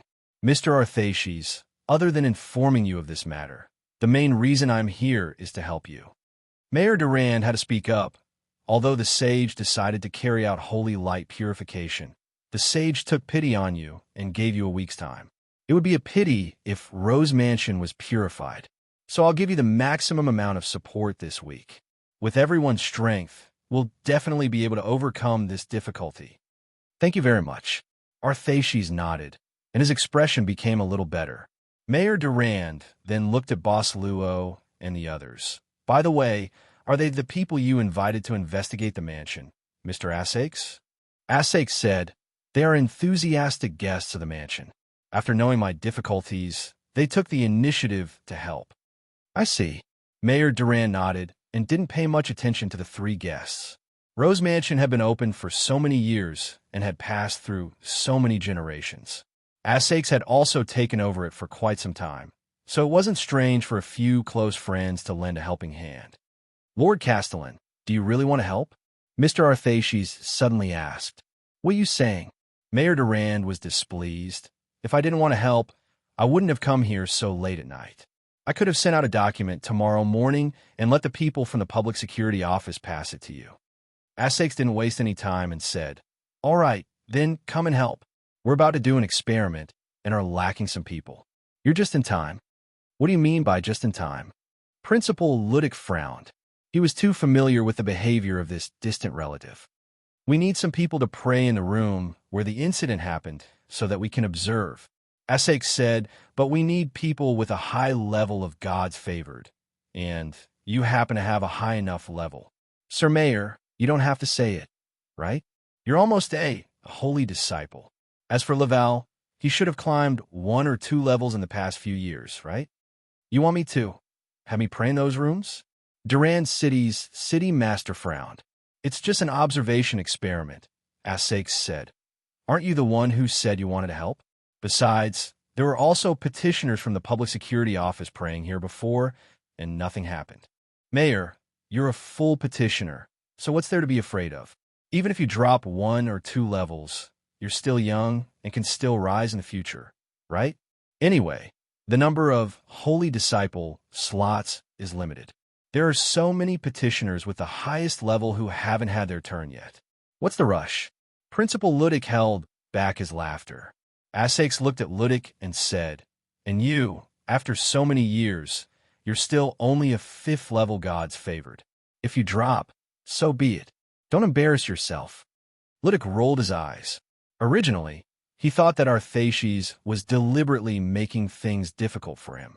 Headmaster Ludic would slam the table and stand up, and the Durand City Lord would flick his sleeves and leave. Who would have thought that the Durand City Lord would actually grit his teeth and agree? Since we're relatives, how can I not help? Principal Ludic said with a smile. Holy Lord, what are they up to? Asakes could not help but feel puzzled. These two were not easy to talk to. He did not expect them to agree so easily. They were just using this as a reason to chase him away. The candidates were decided just like that. Principal Ludic, Laval, Mayor Durand, and his male assistant happened to be the 4 people who corresponded to the 4 rooms where the strange things happened in Rose Mansion. We'll also send 4 people to observe the whole process. Asakes said calmly, Mayor Durand, you still have to think about it. With your status, it's easy for you to send a few high-level petitioners here. Mayor Durand shook his head and said, the Holy Lord gave me the power to govern the holy city. He didn't give me the power to use as a shield when danger comes. Mr. Asake sighed and said, you're not unworthy of being a holy disciple. Then let's do it. I'll personally observe Ludic. The candidates were quickly decided. Mr. Asakes corresponded to Principal Ludic. K.R. Lily went to the leftmost room with the mayor's assistant. Nan Shaunin took the camcorder and went to another room with Laval. If you don't mind, let's observe you, Mr. Durand, Boss Luo said to Mayor Durand when he saw that only Miss Maid was left. Okay. Durand nodded. He didn't have the arrogance of a mayor. Instead, he was very gentle. Then I'll have to trouble the 2 of you. Although I'm the mayor, I was also a believer before. Just like the 2 of you, there's no difference. Boss Luo said, since Mr. Durand can become the mayor of Freedom City, the Holy Lord must have placed a lot of importance on you. It must be because you're very devout. No wonder Mr. Asakes said you're a holy disciple. Mayor Durand didn't look very old. He was about the same age as Principal Asakes. He could be considered young and promising. I just have some experience in handling chores. Mayor Durand shook his head. If I had enough talent and devout enough, I would have become an ascetic. Miss Maid whispered to Boss Luo, I'll go prepare some tea. Boss Luo nodded. He looked at Mayor Durand and said, then, let's begin, Mr. Durand. The City Lord of Durand City did not hesitate. He directly knelt on one knee in front of the window and lowered his head to pray. This was probably the architectural style of the Holy Light Kingdom. Almost all houses would be designed to make it convenient for people to pray. Boss Luo sat down on the side. It wasn't unreasonable for Mayor Durand to become a holy disciple. In just a few seconds, his entire spiritual world began to condense, and his body emitted a dense brilliance. It was the brilliance of wish power. In Boss Luo's vision, Durand was like a lighthouse in the dark night. The light gradually became brighter and brighter. Faith can make people firm. It's true. Boss Luo chuckled casually and said in a low voice, it's much purer than medicine. In fact, in terms of soul quality, this Durand City Lord's soul quality was already extremely high. However, Boss Luo's vision was no longer the same as before. It wasn't a matter of vision, but whether he was interested or not. A high-quality assembly line production model? Ludic took off his coat and casually threw it on the bed. Then, he took out 2 bottles of beer from the small fridge and a deck of cards from the drawer. He raised the cards in his hand and looked at Asakes in front of the door. He smiled and said, "How many rounds? You're not here to pray?" Asakes said expressionlessly, "We can play cards and pray at the same time." Ludic smiled and said, "As long as we have faith in our hearts, we can pray to the God in our hearts no matter what we do." Ever since he was young, Asakes knew that Ludic was someone who could multitask. It wasn't that similar things didn't happen before. In fact, it had happened many times. Even Ludic had been praying in this way all along. He could distract himself from praying when he was planting flowers, and he could also pray when he was eating. What was even worse was that when he stayed at Ludic's house, this guy would often encourage him to climb the wall and go out to play. He could also complete his daily prayer homework while playing. As for him, he was punished with no dinner because he didn't complete his homework while playing. This was too much. This guy was clearly a genius, but it was a pity that he was too casual.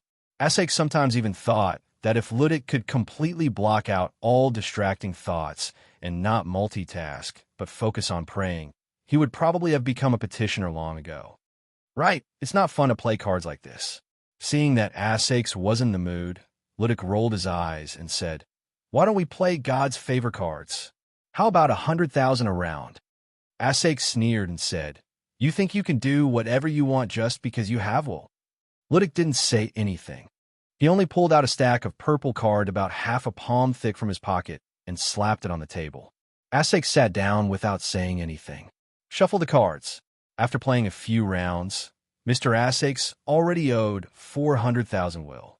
He said that he only had his underwear to lose. If they wanted it, they could take it. Otherwise, they could continue playing. When he turned the tables, he would definitely win, and these cards would all be his. This fellow looked like a gambler whose eyes had turned red from gambling. Ludic didn't mind. He continued to shuffle the cards slowly and calmly dealt them out. They seemed to have forgotten that they had come to this room to do proper business. At this moment, Ludic suddenly asked, "Asakes, have you ever seen a saint?" Asakes looked at the rare good cards in his hand. He thought to himself, "Flying dragon riding face. How could he lose this time?" He subconsciously replied, "In the free cities, who hasn't seen a saint?" What kind of idiotic question is this? "No, I'm talking about a real saint," Ludic said faintly. Asakes jerked his head up. He subconsciously played the cards in his hand that he hadn't gathered together. "Oh no, Ludic, you scoundrel. You did this on purpose?" "Aya, what a good hand." Ludic sighed and shook his head regretfully. "How could you play such a good hand so badly?" "Asakes, isn't this like your life? You're obviously a descendant of a saint family, but you ended up like this." Asakes coldly snorted and threw the cards in his hand on the table. Then he leaned back, raised his legs on the table, and blew on his fists. "You want to fight? I've never lost to you. Not even once." At this moment, a faint grayish-white fog quietly appeared in the room. "What's this?" Asakes noticed the strange fog on the floor and frowned. At this moment, the fog rushed toward Ludic's body at lightning speed. In just a breath, Ludic showed a pained expression and fell on the floor. "Something's wrong." At the same time, a scream came from outside. It was Kay, or Lily's voice. She was observing the male assistant next to the city lord of Duran City. Chapter 2066. Inside a room with 2 beds other than the 4 strange rooms. Ludic and the assistant of Duran City Lord were temporarily placed here. As for the room where they met with the accident, it was once again sealed. Mr. Levis was currently frowning with a grave expression. As for Duran City Lord, his expression was even more unsightly.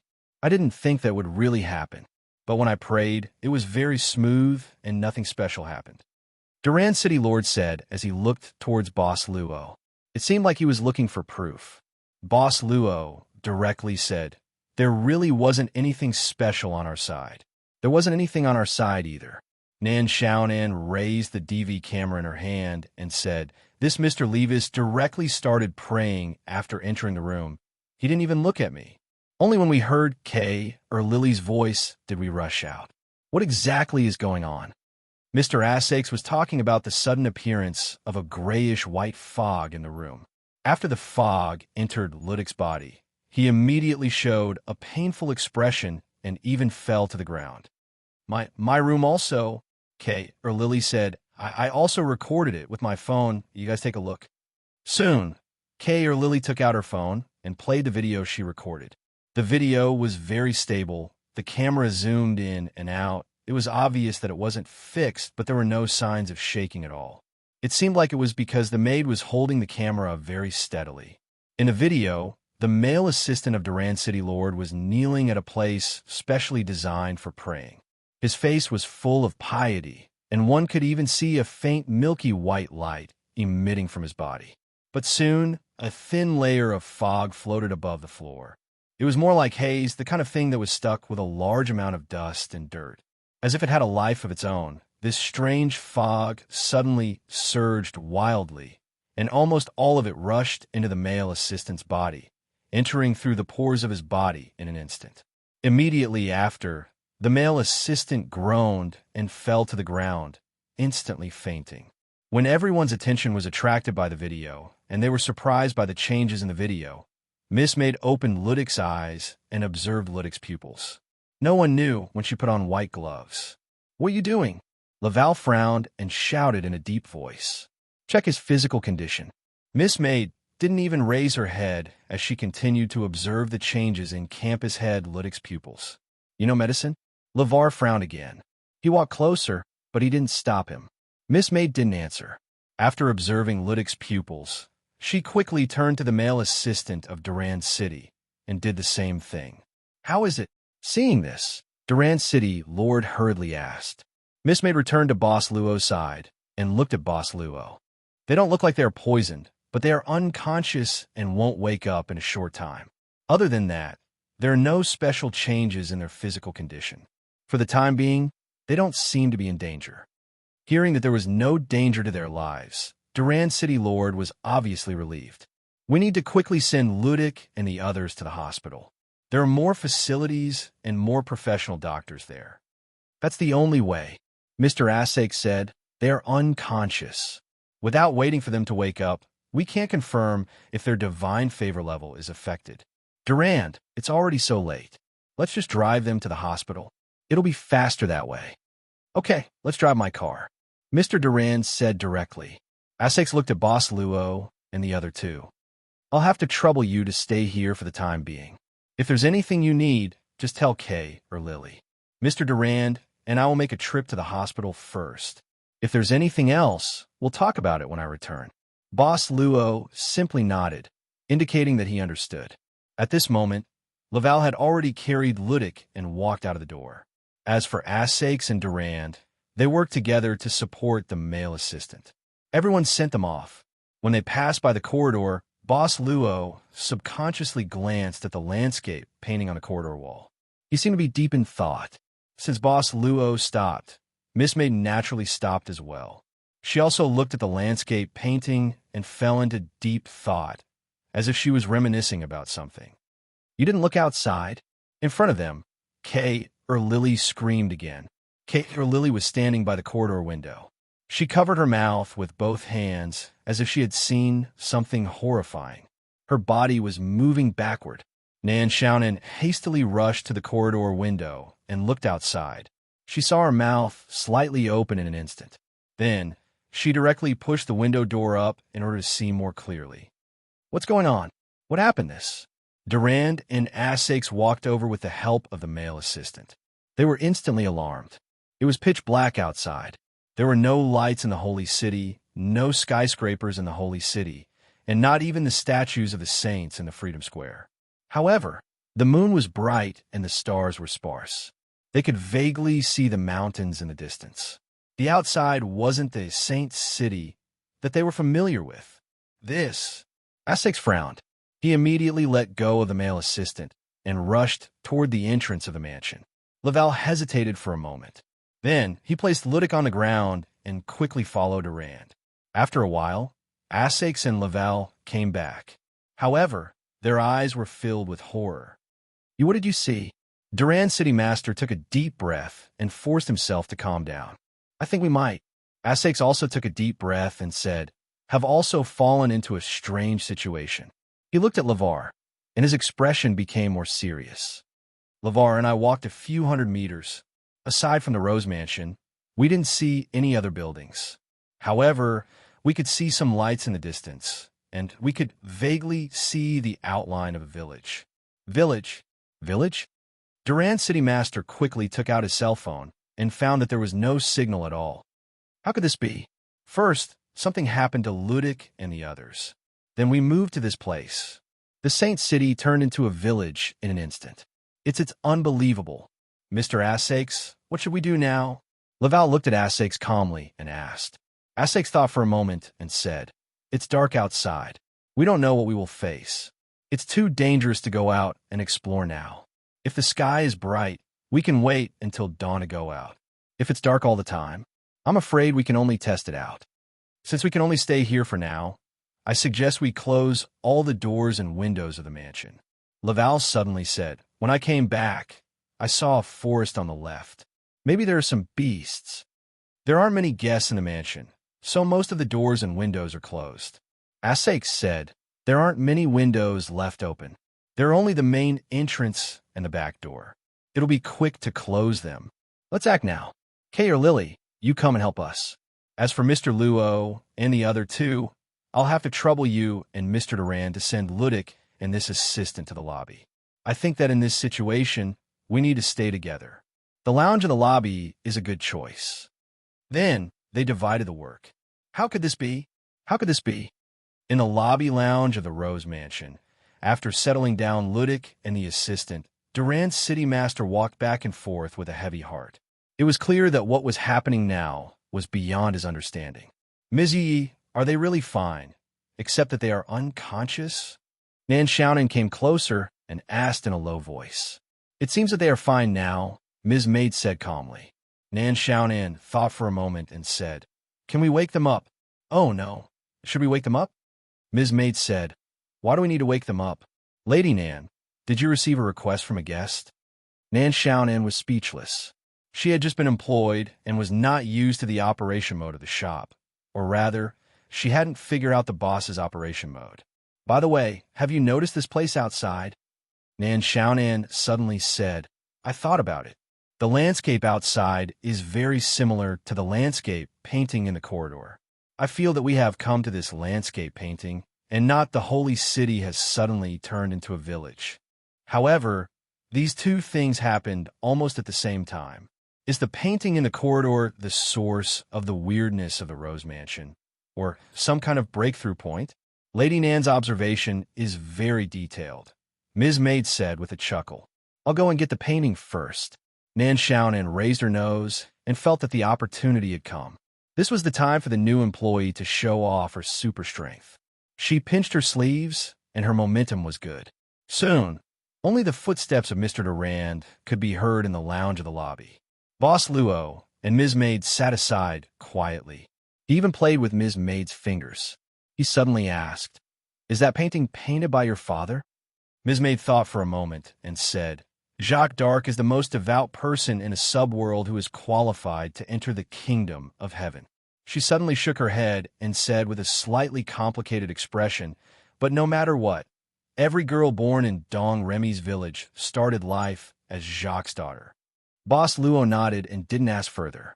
The development of civilization in each subworld was different. They could be similar, but there would always be differences. Otherwise, two sets of identical data would be meaningless to the system behind Araya. Since the subworlds were different, the relationships between the same people in the subworlds would be different. Just like the female singer who traveled to many subworlds because of the Horus Ring, her experiences in different subworlds would be completely different. Then, as father and daughter, the relationship between mother and daughter would naturally be good and bad. Ms. Maid's predecessor was the saint who unified many legends in the kingdom of heaven. There was only one founder of Rose Mansion, but as for the daughter saints, there were countless of them. The good and bad would be unified when Yu Ye's predecessor was a saint. What do you think of Rose Mansion? Boss Luo suddenly said, From now on, you're allowed to talk to me as a guest. Miss Maid raised her head abruptly. She rarely had such a strong emotional change. The reason for her emotional change was not only because of Luacio's words, but also because she had a strange feeling. She had never had this feeling before, but she had seen too many people with this feeling. Guests. Master me. Boss Luo chuckled and said, "Sometimes I wonder how it would be to interact with you as a shop owner and a customer for a short period of time." Ms. Maid chuckled and said, "Probably. No shop owner would wantonly play with the hands of a female customer. It's good that you know how to joke." Boss Luo chuckled and said, "Look, isn't the effect showing?" The master and servant duo in the shop seemed to be flirting, but the Durand City Lord's expression suddenly changed, and he let out a strange sound. The Durand City Lord's face was pale, as if he had encountered something extremely terrifying. His body started to tremble. Even his lips were trembling. The Durand City Lord was terrified and said, "How can this be? How can this be? This is impossible. This is impossible. What is impossible?" At this moment, Mr. Sakes, Levi, and Kay or Lily returned together. It seemed that they had closed the doors and windows of the mansion. At this moment, seeing Durand City Lord's horrified expression, Mr. Arthaces couldn't help but frown. "Durand, what happened?" At this moment, Mr. Durand ran to Mr. Arthaces like a madman. He grabbed Mr. Arthaces' collar with both hands. "I can't pray anymore. I can't pray anymore. How can this be? How can this be? What you?" Mr. Sakes was shocked. He wanted to calm the Durand City Lord down, but the Durand City Lord seemed to have gone crazy. He laughed loudly, cried loudly, and then hugged his head tightly with both hands. At this moment, the City Lord of the Holy City actually pushed Mr. Arthaces aside and crashed into the main door of the mansion. After the door was pushed open, Mr. Durand ran into the darkness outside. "Durand, come back." Mr. Sakes had no choice but to chase after him. However, when he arrived at the entrance, he could no longer see the Durand City Lord's silhouette in the pitch-black environment outside. At this moment, Nan Xiaonan returned with a frown. "That painting is gone. Now, what happened here?" Chapter 2067. Later on, Mr. Levar also followed out. Together with Mr. Sakes, they carefully circled several hundred meters around the Rose Mansion. In the end, they still couldn't find the Durand City Lord who suddenly lost his mind. They returned without any results, and their expressions became more and more serious. "It's too dark outside, and the road isn't easy to walk on. Also, we don't know where Durand ran to." Mr. Sakes sighed and said, "Even if we shouted, he didn't respond. Why can't he pray all of a sudden?" Levar couldn't help but frown. The moment Durand City Lord lost his mind, he happened to be there, so he witnessed this scene. But regarding this matter, no one could give an answer. Time quietly passed in this mysterious situation. Suddenly, "I can't pray either." Mr. Levary's voice was slightly strange. Arthaces abruptly looked over, as though he was trying to determine if Rival was all right. If Rival was unable to withstand the stimulation like Durand, then the situation would be extremely bad. Maybe it's because we were teleported to this place by some unknown method. Although Levary's expression looked bad, it wasn't abnormal. Or it could be said that he was successfully resisting the impact of not being able to pray with his powerful endurance. For a devout believer or even a petitioner, being unable to pray would undoubtedly shake the foundation of their spiritual world. Once they fell into self-doubt, it would easily cause their faith to collapse. Mr. Arthaces could understand that feeling very well. He took a deep breath and patted Levar's shoulder lightly. "That's right. The reason you can't pray must be because we're in the middle of this anomaly.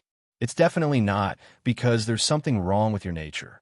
Only by stabilizing this thought, your faith will easily disappear." At this moment, Levar took a deep look at Mr. Arthaces. He knew that Mr. Arthaces had most likely comprehended these things himself, because he knew that Mr. Sakes was a person who couldn't pray. Maid Kay or Lily was also the same. This was the situation of the master and servant in the Rose Mansion. What he knew was also what Ludic, who was in a coma, knew about the current situation. However, this matter had always been covered up. For a long time, Ludic Headmaster would use different methods to spend a lot of willpower crystal cards at the Rose Mansion. It was the same for playing cards and buying flowers. That was why the principal's office in the City of Freedom Academy was like a garden of roses. In fact, Principal Ludic didn't know how to plant flowers at all. But if he didn't do this, if he didn't pretend to be someone who was obsessed with roses, his actions of constantly buying roses from Rose Mansion would easily arouse suspicion. Let's make everything a little more reasonable, or at least make it logically sound so that we could deceive people. Sometimes white lies are necessary, Levi. These are the words that Ludic had once said to LeVar. At the very least, it made sense from a logical point of view. Then, the reason why he couldn't pray was also attributed to this anomaly, so that he could avoid the instantaneous impact of self-doubt on his faith. This was also logical. LeVar had been by Ludic's side for many years, so it was easy for him to simulate Ludic's logic. When he tried to pray, he was unable to receive any response at the moment of prayer. In that instant, he almost ended up like Mr. Durand. "I'm fine." LeVar regained his composure and said slowly. At the same time, he looked at Boss Luo, Maid, and Nan Xiaonan. I can't pray either." Nan Xiaonan quickly said, "It's the same as you." Anyway, even the destiny system was a fake, so she might as well take advantage of this opportunity to avoid some unexpected situations in the future. LeVar suddenly said, "Just now, when I chased after Mayor Durand, you came back. You seem to have said that the painting in the corridor disappeared. What did you say? What do you mean? Why did you look for this painting?" Nan Xiaonan didn't look at Boss Luo and Maid. If she did, it would be too stupid and would easily arouse LeVar's suspicion. She could only carefully say, "I saw the scenery painting in the corridor during the day.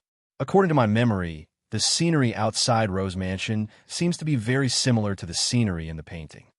"You said, similar?" LeVar frowned. Mr. Asakes suddenly looked at her.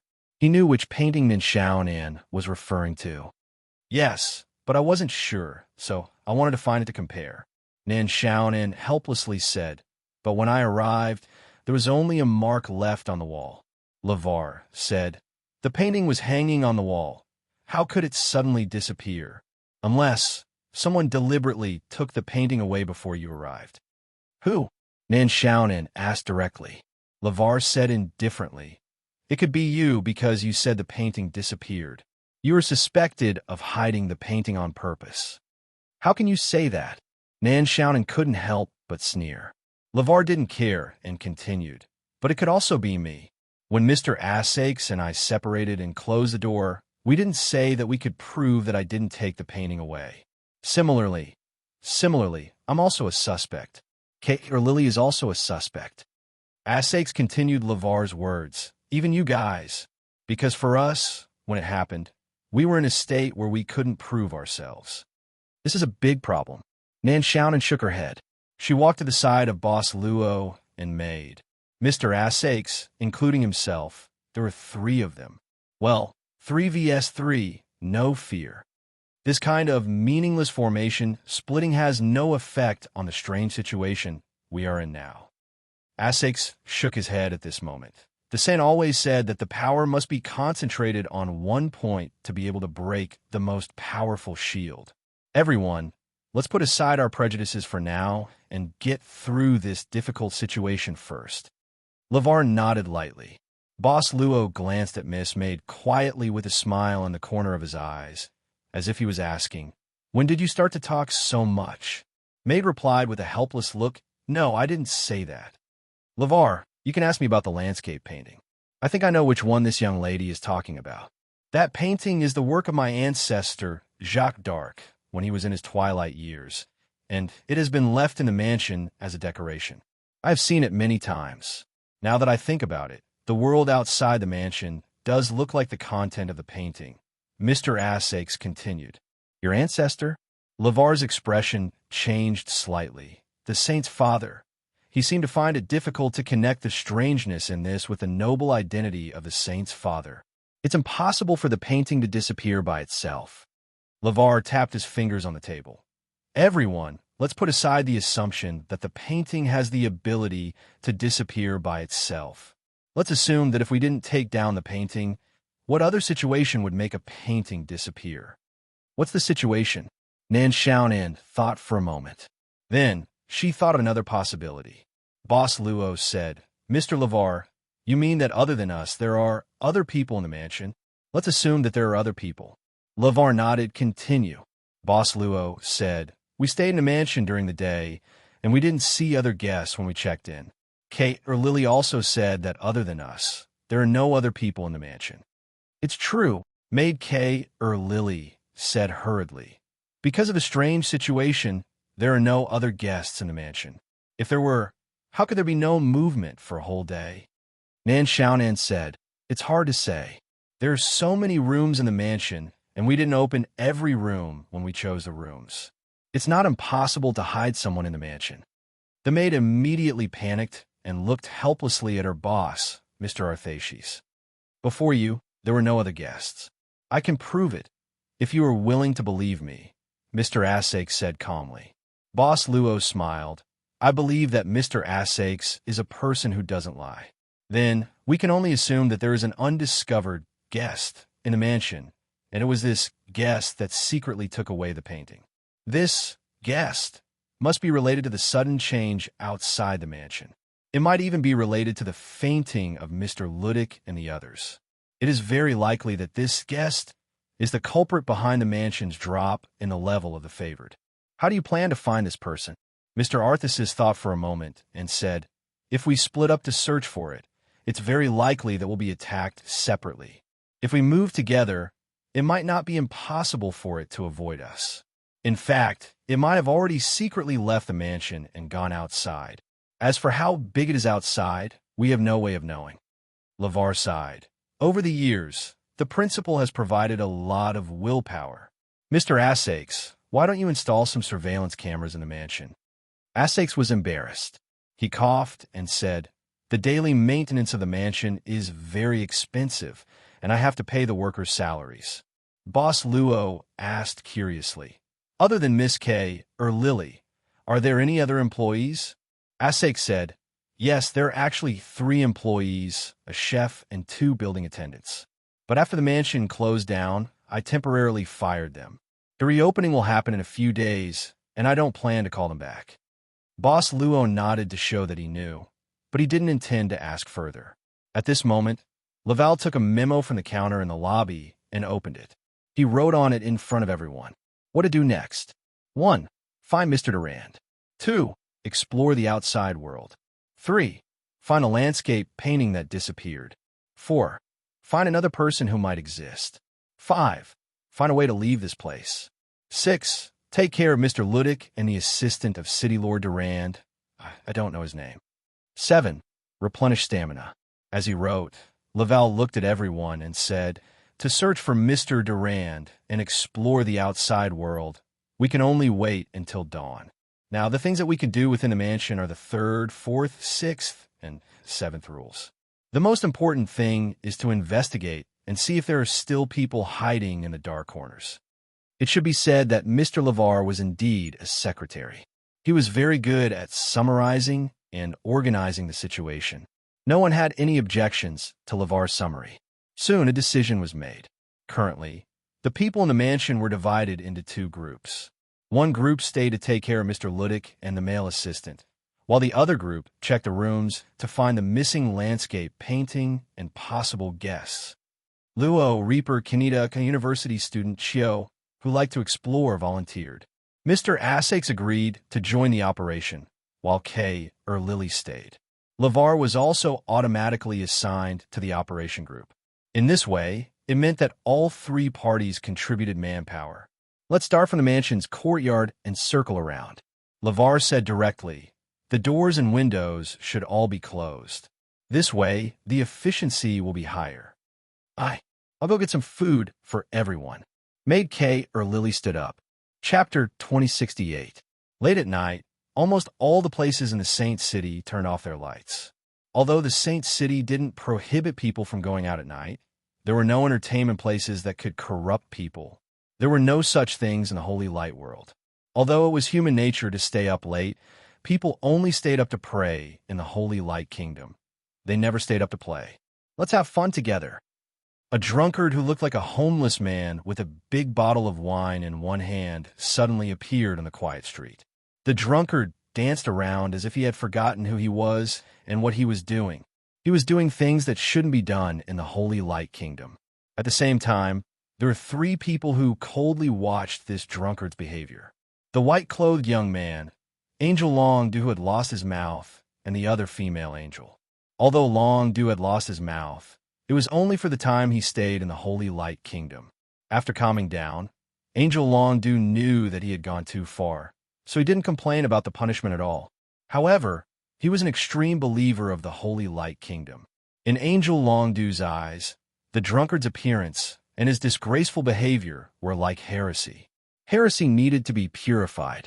The holy light flame of judgment was burning in Angel Longdew's hand. He was waiting for the white-clothed young man's signal. "He's a little strange," the white-clothed young man said calmly. "Investigate him." "Yes," the female angel quickly responded.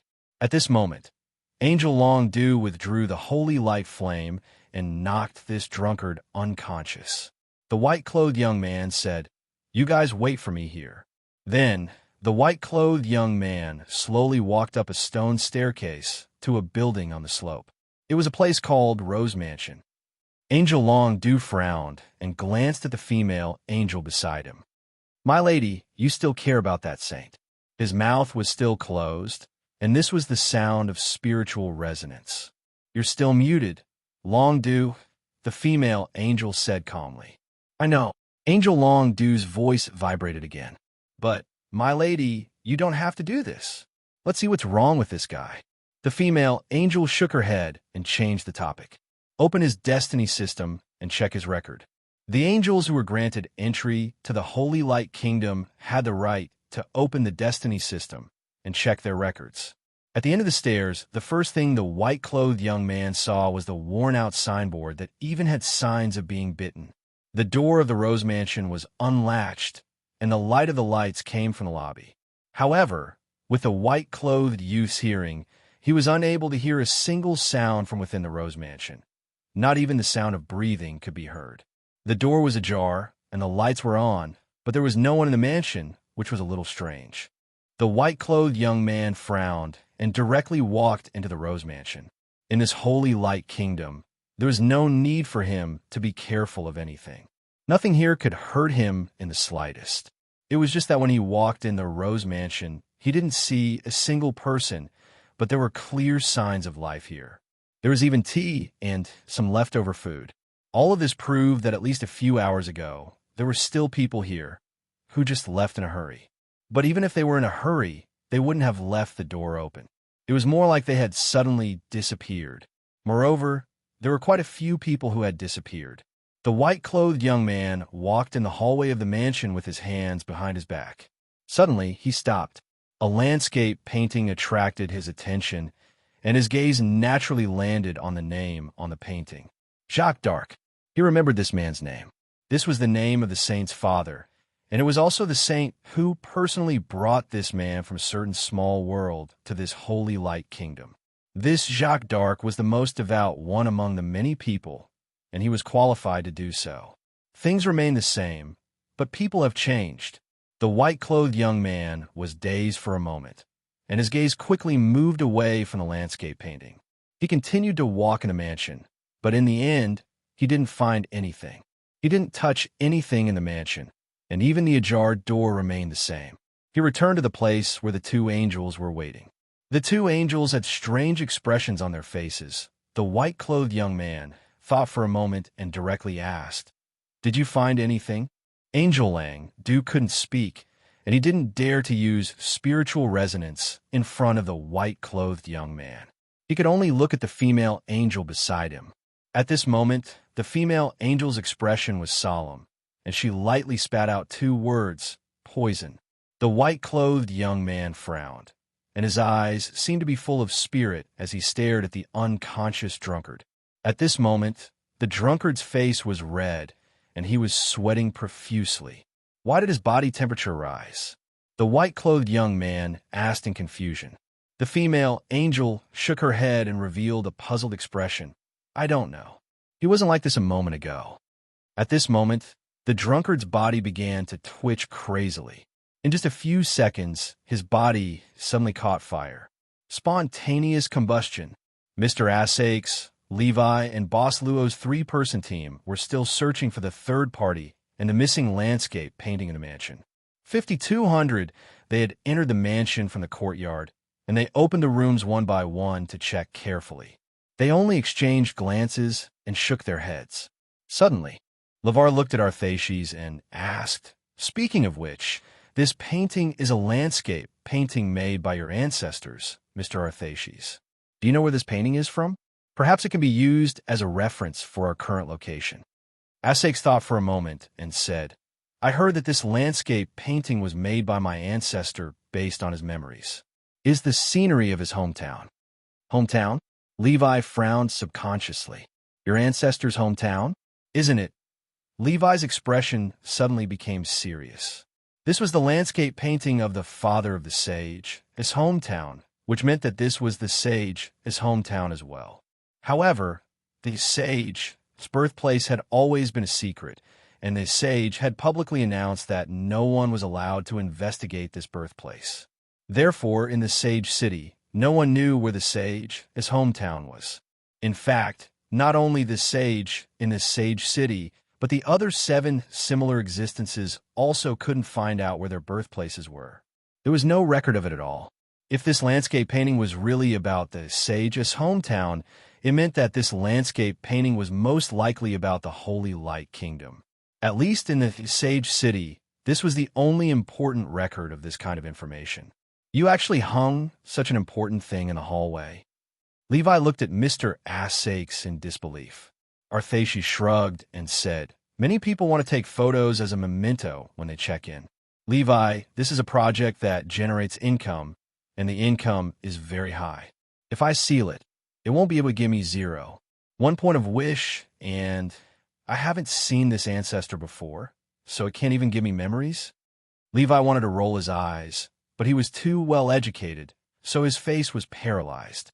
He shook his head and said, "If this painting records the sage, his hometown, then it will be very troublesome.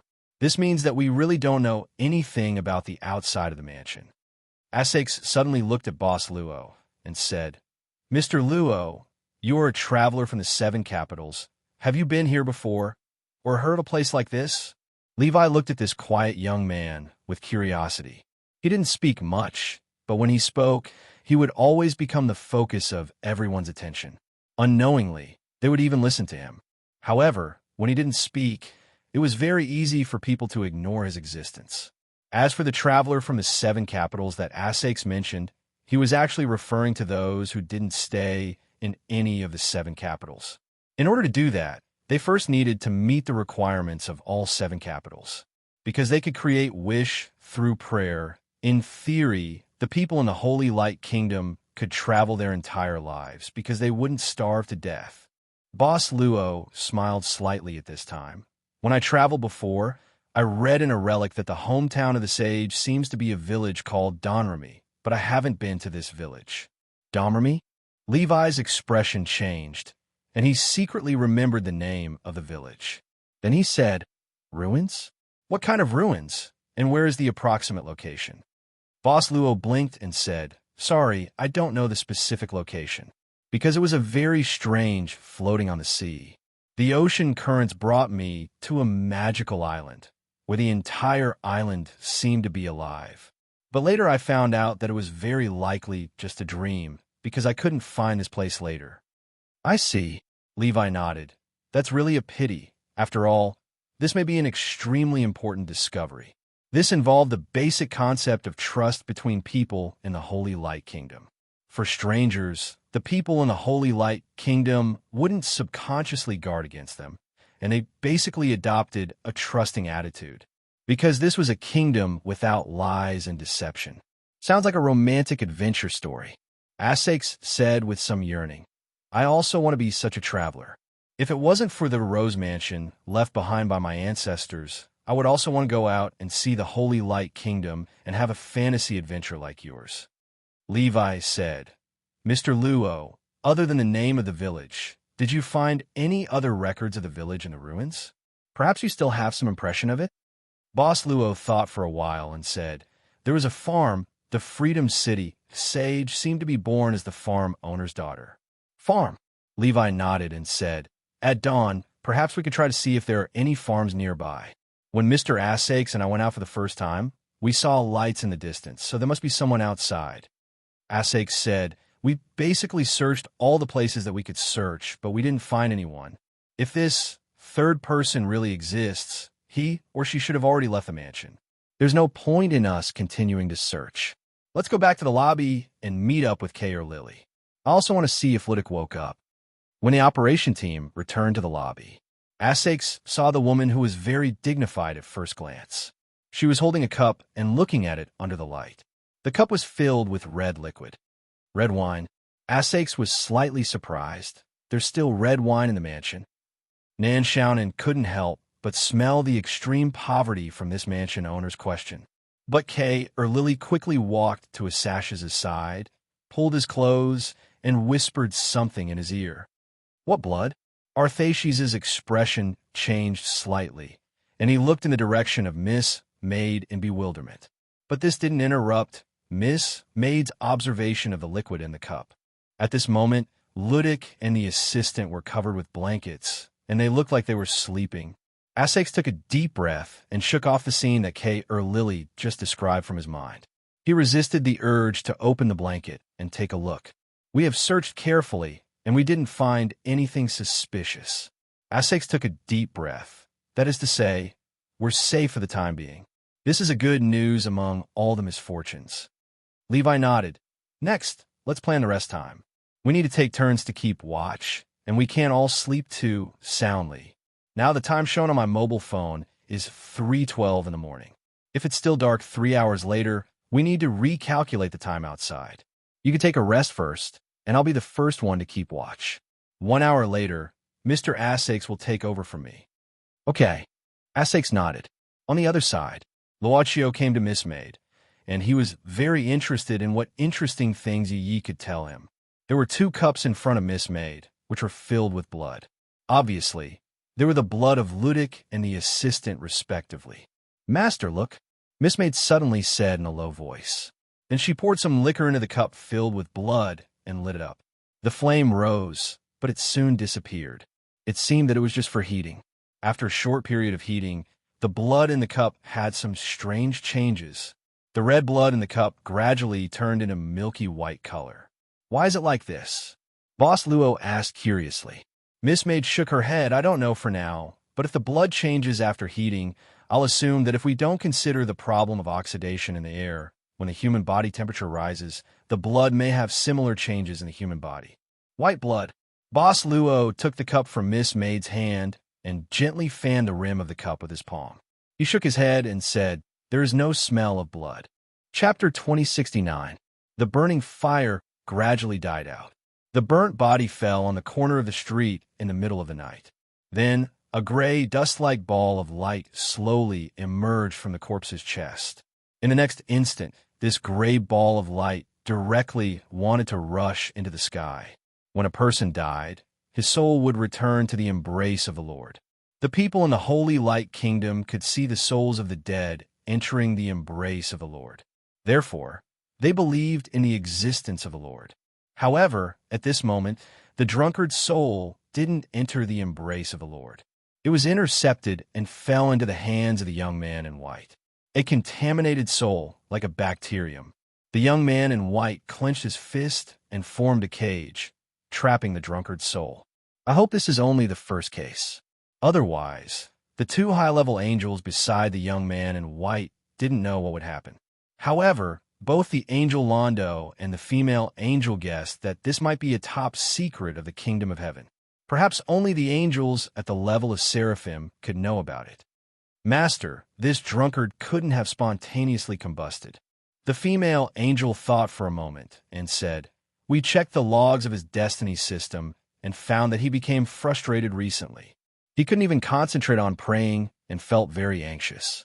Later, through the recommendation of a friend, he tried to take a miraculous medicine." The young man in white waved his hand and said calmly, "Someone is coming. It should be the people from the public security office." Let's leave this place first." The female angel nodded quickly. This time, the young man in white didn't want to disturb the humans in the Holy Light Kingdom. He didn't want to disturb the people in the Holy Light Kingdom. "Then, this body, take it with us," the young man in white said directly. After a while, a patrol team from the public security office came to this place. They sent some noises and hurried over. However, apart from a burn mark on the ground, there was nothing else to be found. Strange. This smell seems to come from burning animal fat. The mark on the ground is also... The men from the public security office frowned. "You guys go around and see if you can find anything," the leader of the patrol team said to his team members. Everyone nodded and left. However, the patrol team didn't find anything useful for the rest of the night. In the end, the matter was left unsettled for the time being. Rose Mansion lobby. Boss Luo didn't disclose the discovery that the blood would mutate when it was heated. Although Asakes and Lavar were paying attention to this side, they weren't fully focused on observing this side. For the rest of the night, they took a few shifts. When the time on the phone showed that it was 6 in the morning, they could already see a faint light coming from outside the window. They could already see the outline of the landscape outside the Rose Mansion, and it was no longer dark. This meant that in this strange place, the time of day and night was normal. Based on the time when they came here, it was normal. I'll boil some water for everyone." The maid got up with a tired face. Originally, she wanted to say that she was going to prepare breakfast. However, she remembered that Rose Mansion was still a very poor mansion. Yesterday, she only went out to pay the electricity bill and didn't have time to buy some ingredients. Everyone woke up one by one. Lavar rubbed his forehead and said, "When the sun rises, we'll start searching the surroundings for Mr. Durand. Also, we'll go to the place where we saw the light last night. Let's split up according to last night's arrangement. Ladies, stay in the mansion and try not to go out. Wait for us to come back." Mr. Asakes said, "Kate Lily, find some flowers in the garden and wet them. If anything happens, light them. I'll keep an eye on the direction of the mansion. If something happens, we'll come back immediately." Now, in this strange place, the mobile phone couldn't be used except to check the time. They could only use this method to communicate. The female servant of the mansion responded and quickly went to prepare the food. At this time, Mr. Arthashes left alone for a while, but soon returned with some ancient weapons. Bows and arrows, hunting rifles. Lavar frowned. It wasn't because these things looked very old and had a lot of history. Instead, it was because these things were prohibited even in Freedom City, one of the 7 most free capitals. Mr. Asakes shrugged and said, "Don't look at me like that. These things were left behind by my ancestors, and they have always been stored in the basement. It said that the saint used these things before. Is this considered a holy relic?" Lavar's frown deepened. He took a rusty iron sword from Arthashes' hand, pulled it out, and looked at it. He couldn't help but shake his head. It's really hard to associate this thing with a holy relic. He then carefully placed this rusty iron sword on the table, but it was obvious that he didn't want to wear it. At this time, Miss Maid suddenly picked up the iron sword and said indifferently, "You men are all out, so leave this sword for us ladies." Mr. Asakes nodded indifferently and said, "Actually, there are a few sharp kitchen knives in the kitchen that might be more suitable for ladies' wrists. I'm afraid this sword really can't cut anything. I think it's pretty good." Miss Maid smiled and then pressed the iron sword to her waist, as if she was about to pull it out. Mr. Lavar had been practicing his swordsmanship, and his eyes lit up. "It's a very standard action, Mississippi," Miss Maid just smiled faintly. Laval thought for a moment and finally picked up the shotgun. He looked at it and found that it could still be used, so he carried the shotgun on his back. Mr. Asakes picked up the bow and arrows. Boss Luo didn't have any weapons, so he smiled and said, "If you don't mind, you can protect me." Mr. Asakes shook his head. After thinking for a while, he walked out for a while and brought back a pair of large scissors that were originally used to build the courtyard. He stuffed it into Boss Luo's hands and said, "It's better than nothing. Take it." Boss Luo held the large scissors and pulled it open. He cut the air with a strange expression. "Okay, then I'll take it. Scissors can also be a very powerful weapon." Nan Xiaonan saw this and took deep breaths. She almost laughed out loud. Ha ha ha ha. I'm dying of laughter. Then, we'll go out and explore. If possible, we'll try our best to find some food. Mr. Asakes reminded them before leaving. Unless we come back or Duran comes back awake, don't open the door. We'll be back before dark. Be careful. Ms. Maid looked at Boss Luo and said softly, "Wilderness, mountains, this was a wilderness that was completely different from the urban atmosphere." Mr. Asakes seemed to be in a good mood. In his words, this reminded him of the time when he lived in the countryside with Ludic when he was young. Mr. Asakes also lived in the countryside? Boss Luo asked curiously. Levi explained, Mr. Asakes and Principal Ludic studied under a respectable scholar when they were young. That scholar was a person who loved to travel. He brought them to the territories under the Holy City for a period of time to broaden their horizons. Old Calvin only needed 2 coolies to carry his luggage. Asakes shrugged and said, "This old man lived the life of an ascetic. He was devout, but at the same time, he was an idiot who didn't even know how to wash his own clothes." Laval pretended that he didn't hear such disrespectful words, even though similar words could often be heard from Headmaster Ludic's mouth. Boss Luo asked, "How far is the direction where you saw the light last night?" "It shouldn't be too far." Asakes recalled, "But it was too dark last night.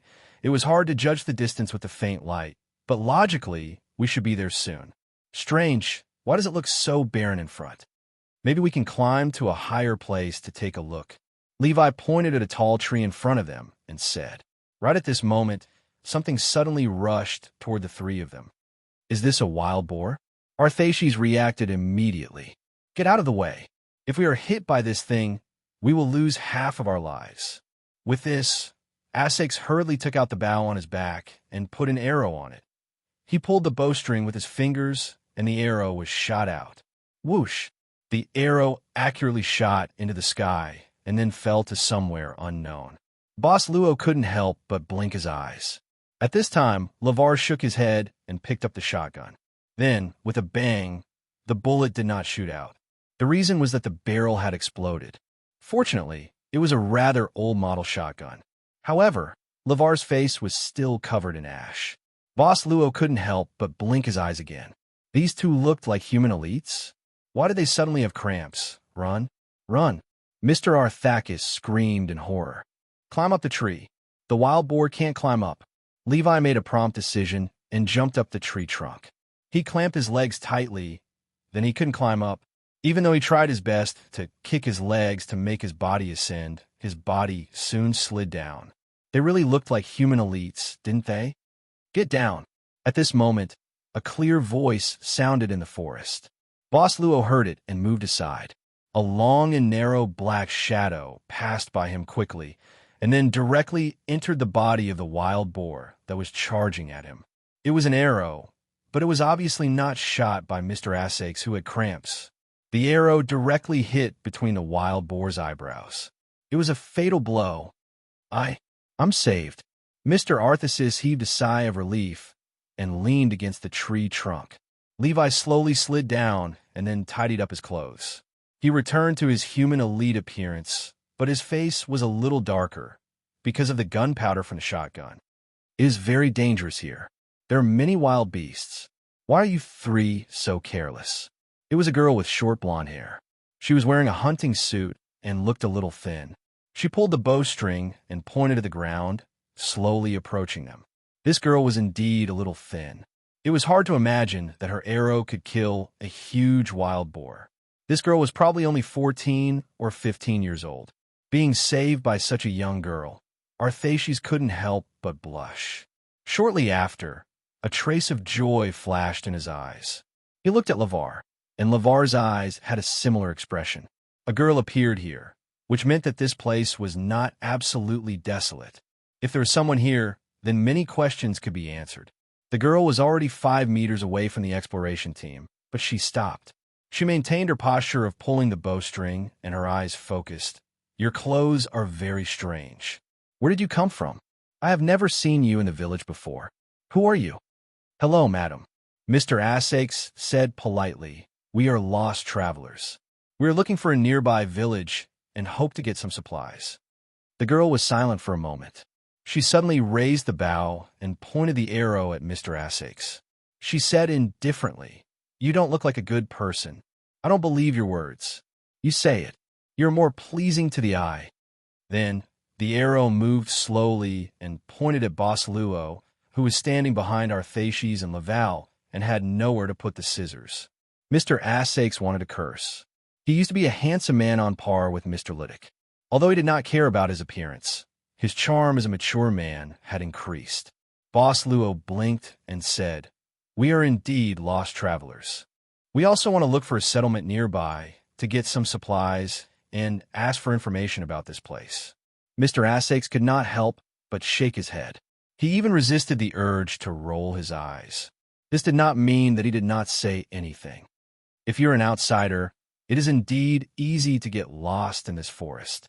The girl with the bow nodded and said, "I can temporarily believe your words, but there is a condition. You have to help me carry this wild boar back. I will be behind you and show you the way." What the F asterisk CK? What the F asterisk CK? What the F asterisk CK?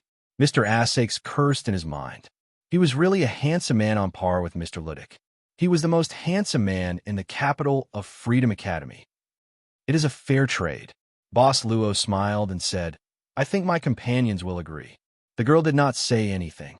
She simply ordered the 3 members of the exploration team to pick up branches and some wear-resistant vines. They made temporary tools to facilitate the transportation of the wild boar. In the end, the girl pointed out the direction, and the 3 members of the exploration team began to drag the wild boar forward. "Right, my name is Jean d'Arc," the girl said casually. "What about you? What are your names?" Chapter 2070. Under the guidance of the girl, the members of the exploration group finally carried the wild boar to a small wooden hut at the edge of the forest. The small wooden hut didn't look like a house where people lived for a long time. It was more like a temporary resting place. However, behind the wooden hut, there was a fence and a lot of dried food. It looked like someone lived here for a long time. Mr. Essex had to ask in confusion, "This wild boar, aren't we bringing it back to the village? Why do you want to bring it back to the village?" The girl asked in return. Mr. Essex said matter-of-factly, "Such a big wild boar can be eaten for a long time, right? Aren't you a hunter in the village or a hunter's daughter?" The girl said indifferently, "The village doesn't lack food, and we don't even lack meat." Mr. Laval listened and couldn't help but frown. "Then why does this wooden hut store so many supplies?" "Personal hobby." The girl shrugged. "I've always had the habit of hunting, but my family isn't used to this hobby of mine. In order to not let my family know, I can't bring the game home, so I can only store it here. Over time, there are more and more things. Storing so much food. Are you a hamster?"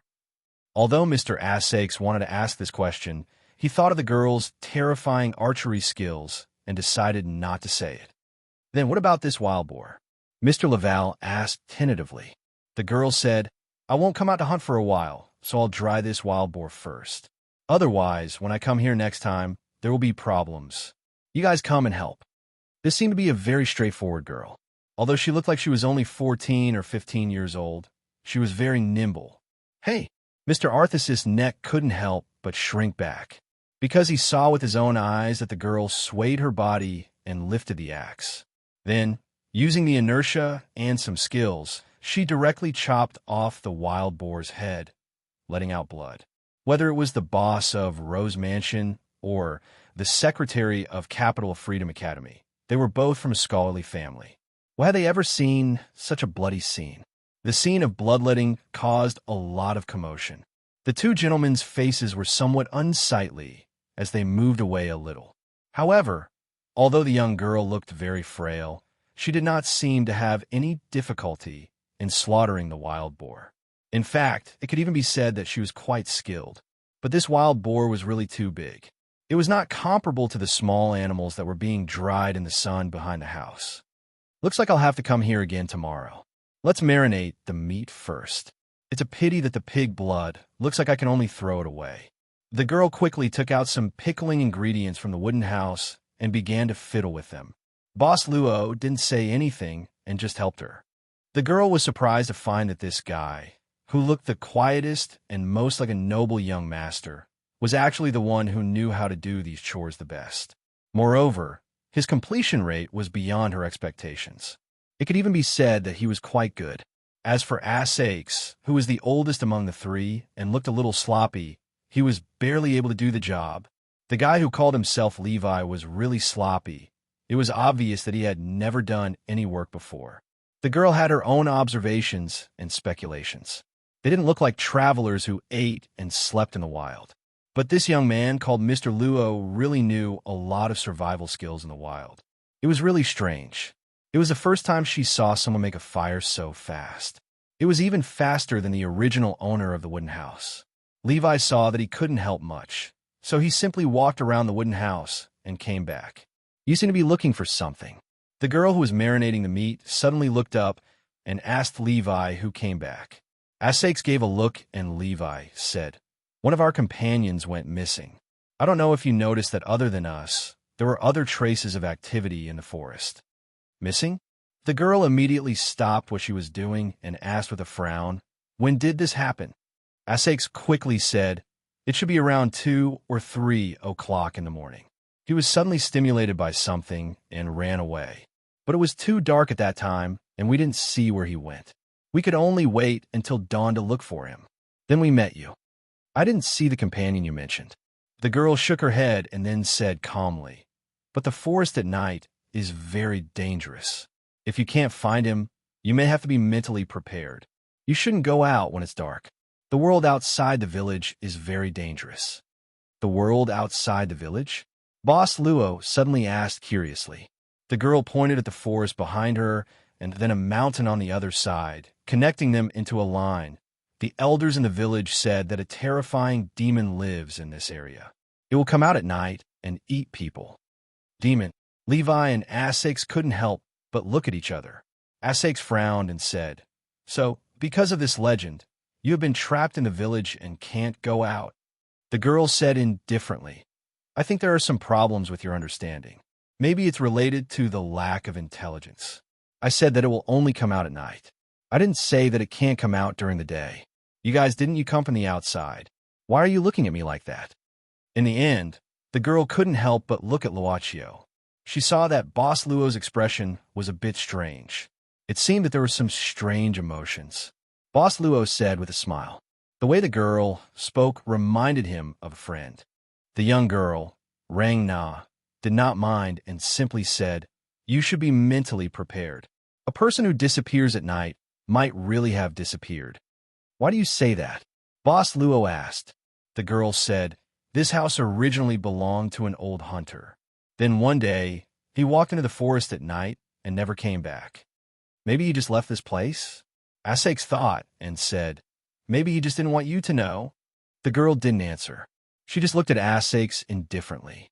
Arthaces could not help but wonder if he had said something wrong to make the other party think that there was something wrong with his intelligence. "Damn it, back in the day, I was as famous as Ludic in the capital of Freedom Academy, as the handsome boy." Boss Luo said casually, "Miss Jenna, your hunting skills should have been inherited from that old hunter, right?" The girl nodded softly and then said, "This wild boar should take some time to be dealt with. If you guys are hungry, find something to eat. The food in the house is just there anyway. But I don't have time to make it for you guys. You can make it yourself. You can also use the tools in the house." The girl's attitude changed so quickly that Mr. Axe rolled his eyes. "Then we won't hold back." Boss Luo smiled. His eyes were already looking at the iron stew pot placed outside the wooden house. "You're early too, Mr. Hank." "You're early too. Mississippi, may the saint bless you." "My Mississippi, may the saint bless you too, sir." In a corner of the Holy City street, a peaceful greeting was staged. The man looked quite elegant, like a scholar. However, Hank's identity was a registered doctor in a nearby clinic. He was currently living alone in this lady's rented house. Mr. Hank looked like he was ready to go to work.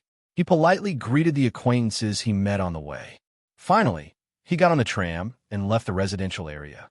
On the high ground between the buildings, there were 3 pairs of eyes silently watching Mr. Hank's whereabouts, the young man in white and the 2 high-level angels under him.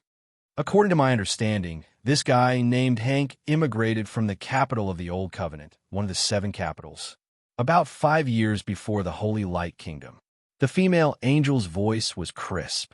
After he came to the capital of freedom, he quickly passed the medical practitioner's exam and opened a private clinic nearby.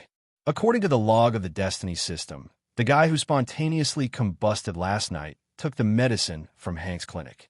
The capital of the Old Covenant. The young man in white frowned. The female angel quickly said, "Maybe it's just a cover for his identity. As long as we open Hank's Destiny system, we'll know at a glance." The young man in white nodded and said calmly, "Follow me. It smells so good." Mr. Asakes took a deep breath. The smell of food that he had never smelled before came from the iron stew pot. He recognized the ingredients used by the residents of this mansion, but he couldn't recognize the food after it was made into a finished product. Which capital did this delicacy come from? Mr. Asakes couldn't help but be curious. He felt that if he could learn it, the kitchen of Rose Mansion might be upgraded to a higher level in the future. Boss Luo smiled and said casually, "I learned it from Master Lu at a place called Chrysanthemum Tower." Chrysanthemum? What Chrysanthemum Tower? Chrysanthemum Tower. Where's this Chrysanthemum Tower?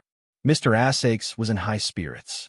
Boss Luo smiled and said, "To be specific, it's not within the scope of the 7 capitals. It's somewhere in the east of the Holy Light Kingdom." "That's a pity." Asakes shook his head with a look of pity. "If there's a chance, I really want to visit this amazing chef." In the Holy Light Kingdom, although all the towns were built around the 7 capitals, this was more like the result of the continuous expansion of the 7 capitals over a long period of time. However, in fact, at the junction of the 7 capitals, or in the territories that were farther away than the official records of the 7 capitals, there were still some areas that also believed in the Holy Light but were not included in the management of the 7 capitals. Few people knew about these things. When they were young, Asakes and Ludic traveled with their teacher and once arrived at such a settlement, which was why they had such knowledge. These places also believed in the Holy Light but did not have a fixed belief in any of the 7 capitals. Basically, they directly believed in the Heavenly Father. This smell is really special. Is there a trick to it? Mr. Asakes sighed again. "It's onions. I added onions." When the pot was opened, the smell of the food instantly reached its peak. Even the young girl, Jahan, who had been quietly working, could not help but stop. Boss Luo used the wooden bowls found in the house to divide the food in the pot and distributed it to everyone. Asakes and Levi were really hungry. Thinking about their experience from last night until now, they indeed did not have a good meal. They did not go so far as to wolf down the food, but as they ate, they had to refill their bowls. "Miss Jahan, you should rest for a while." Boss Luo brought a bowl of meat soup to the young girl's side and a wet towel to wipe her hands. The young girl's eyes lit up as she took the wet towel and said, "You're very attentive." Boss Luo smiled and said, "Because there has always been a very attentive person taking care of me, I more or less learn a little." The young girl said, "You look like a young master of a noble family. Are they your followers?" From the beginning, the young girl had not inquired about the identity of the 3 members of the exploration team. Only now did she ask. Boss Luo said, "They're just people I met during my travels. I haven't known them for long." The young girl held the bowl and took a small sip. Then, she narrowed her eyes as if she was feeling the changes in her taste buds. "What an amazing cuisine. Then, why did you deliberately approach me?" These words were a little sudden. Boss Luo immediately felt that the young girl suddenly raised her guard. He smiled casually and said, "I said, you're a little similar to a friend of mine." The young girl frowned. Even she herself was a little surprised and said, "Male or female?" "It's a beautiful woman," Boss Luo said softly. The young girl Jenna did not comment, but she did not seem to be in the mood to talk. After drinking a few more mouthfuls of the broth, she suddenly said, "This broth is indeed amazing at first, but the taste is too strong. If you drink too much and eat something else, you might not even be able to taste the meat. It's a little overbearing." Boss Luo did not care. Instead, he thought for a moment and asked, "Miss Jenna, at this rate, can you return to the village before dark?" The young girl thought for a moment and said, If you just want to exchange for some supplies, I can give you some of the food in this house. There's no need to go to the village. If you want to inquire about your missing companion, I'll do it as soon as possible. Can you tell me more about the legend of the forest demon? Boss Luo asked again. Why are you interested in this? The young girl asked curiously. Boss Luo said casually, I'm a traveler, so I'm interested in interesting things on the road. Maybe one day in the future, I'll be able to write a book about what I've seen and heard in my life. The young girl said expressionlessly, You don't think the legend of the demon is interesting? Boss Luo smiled and said, Then it's fine to write it as a bedtime story. What kind of bedtime story would be written as a demon story? The young girl could not help but look at this guy who looked like a noble young master. The young girl shook her head, thought for a moment, and said, Legend has it that in the depths of the forest, there is a strange lake. There is a demon's sword hidden in the lake, and this demon exists as the guardian of the demon's sword. In the midst of the fragrance of food, the young girl slowly talked about the legend that had been passed down in her village for many years.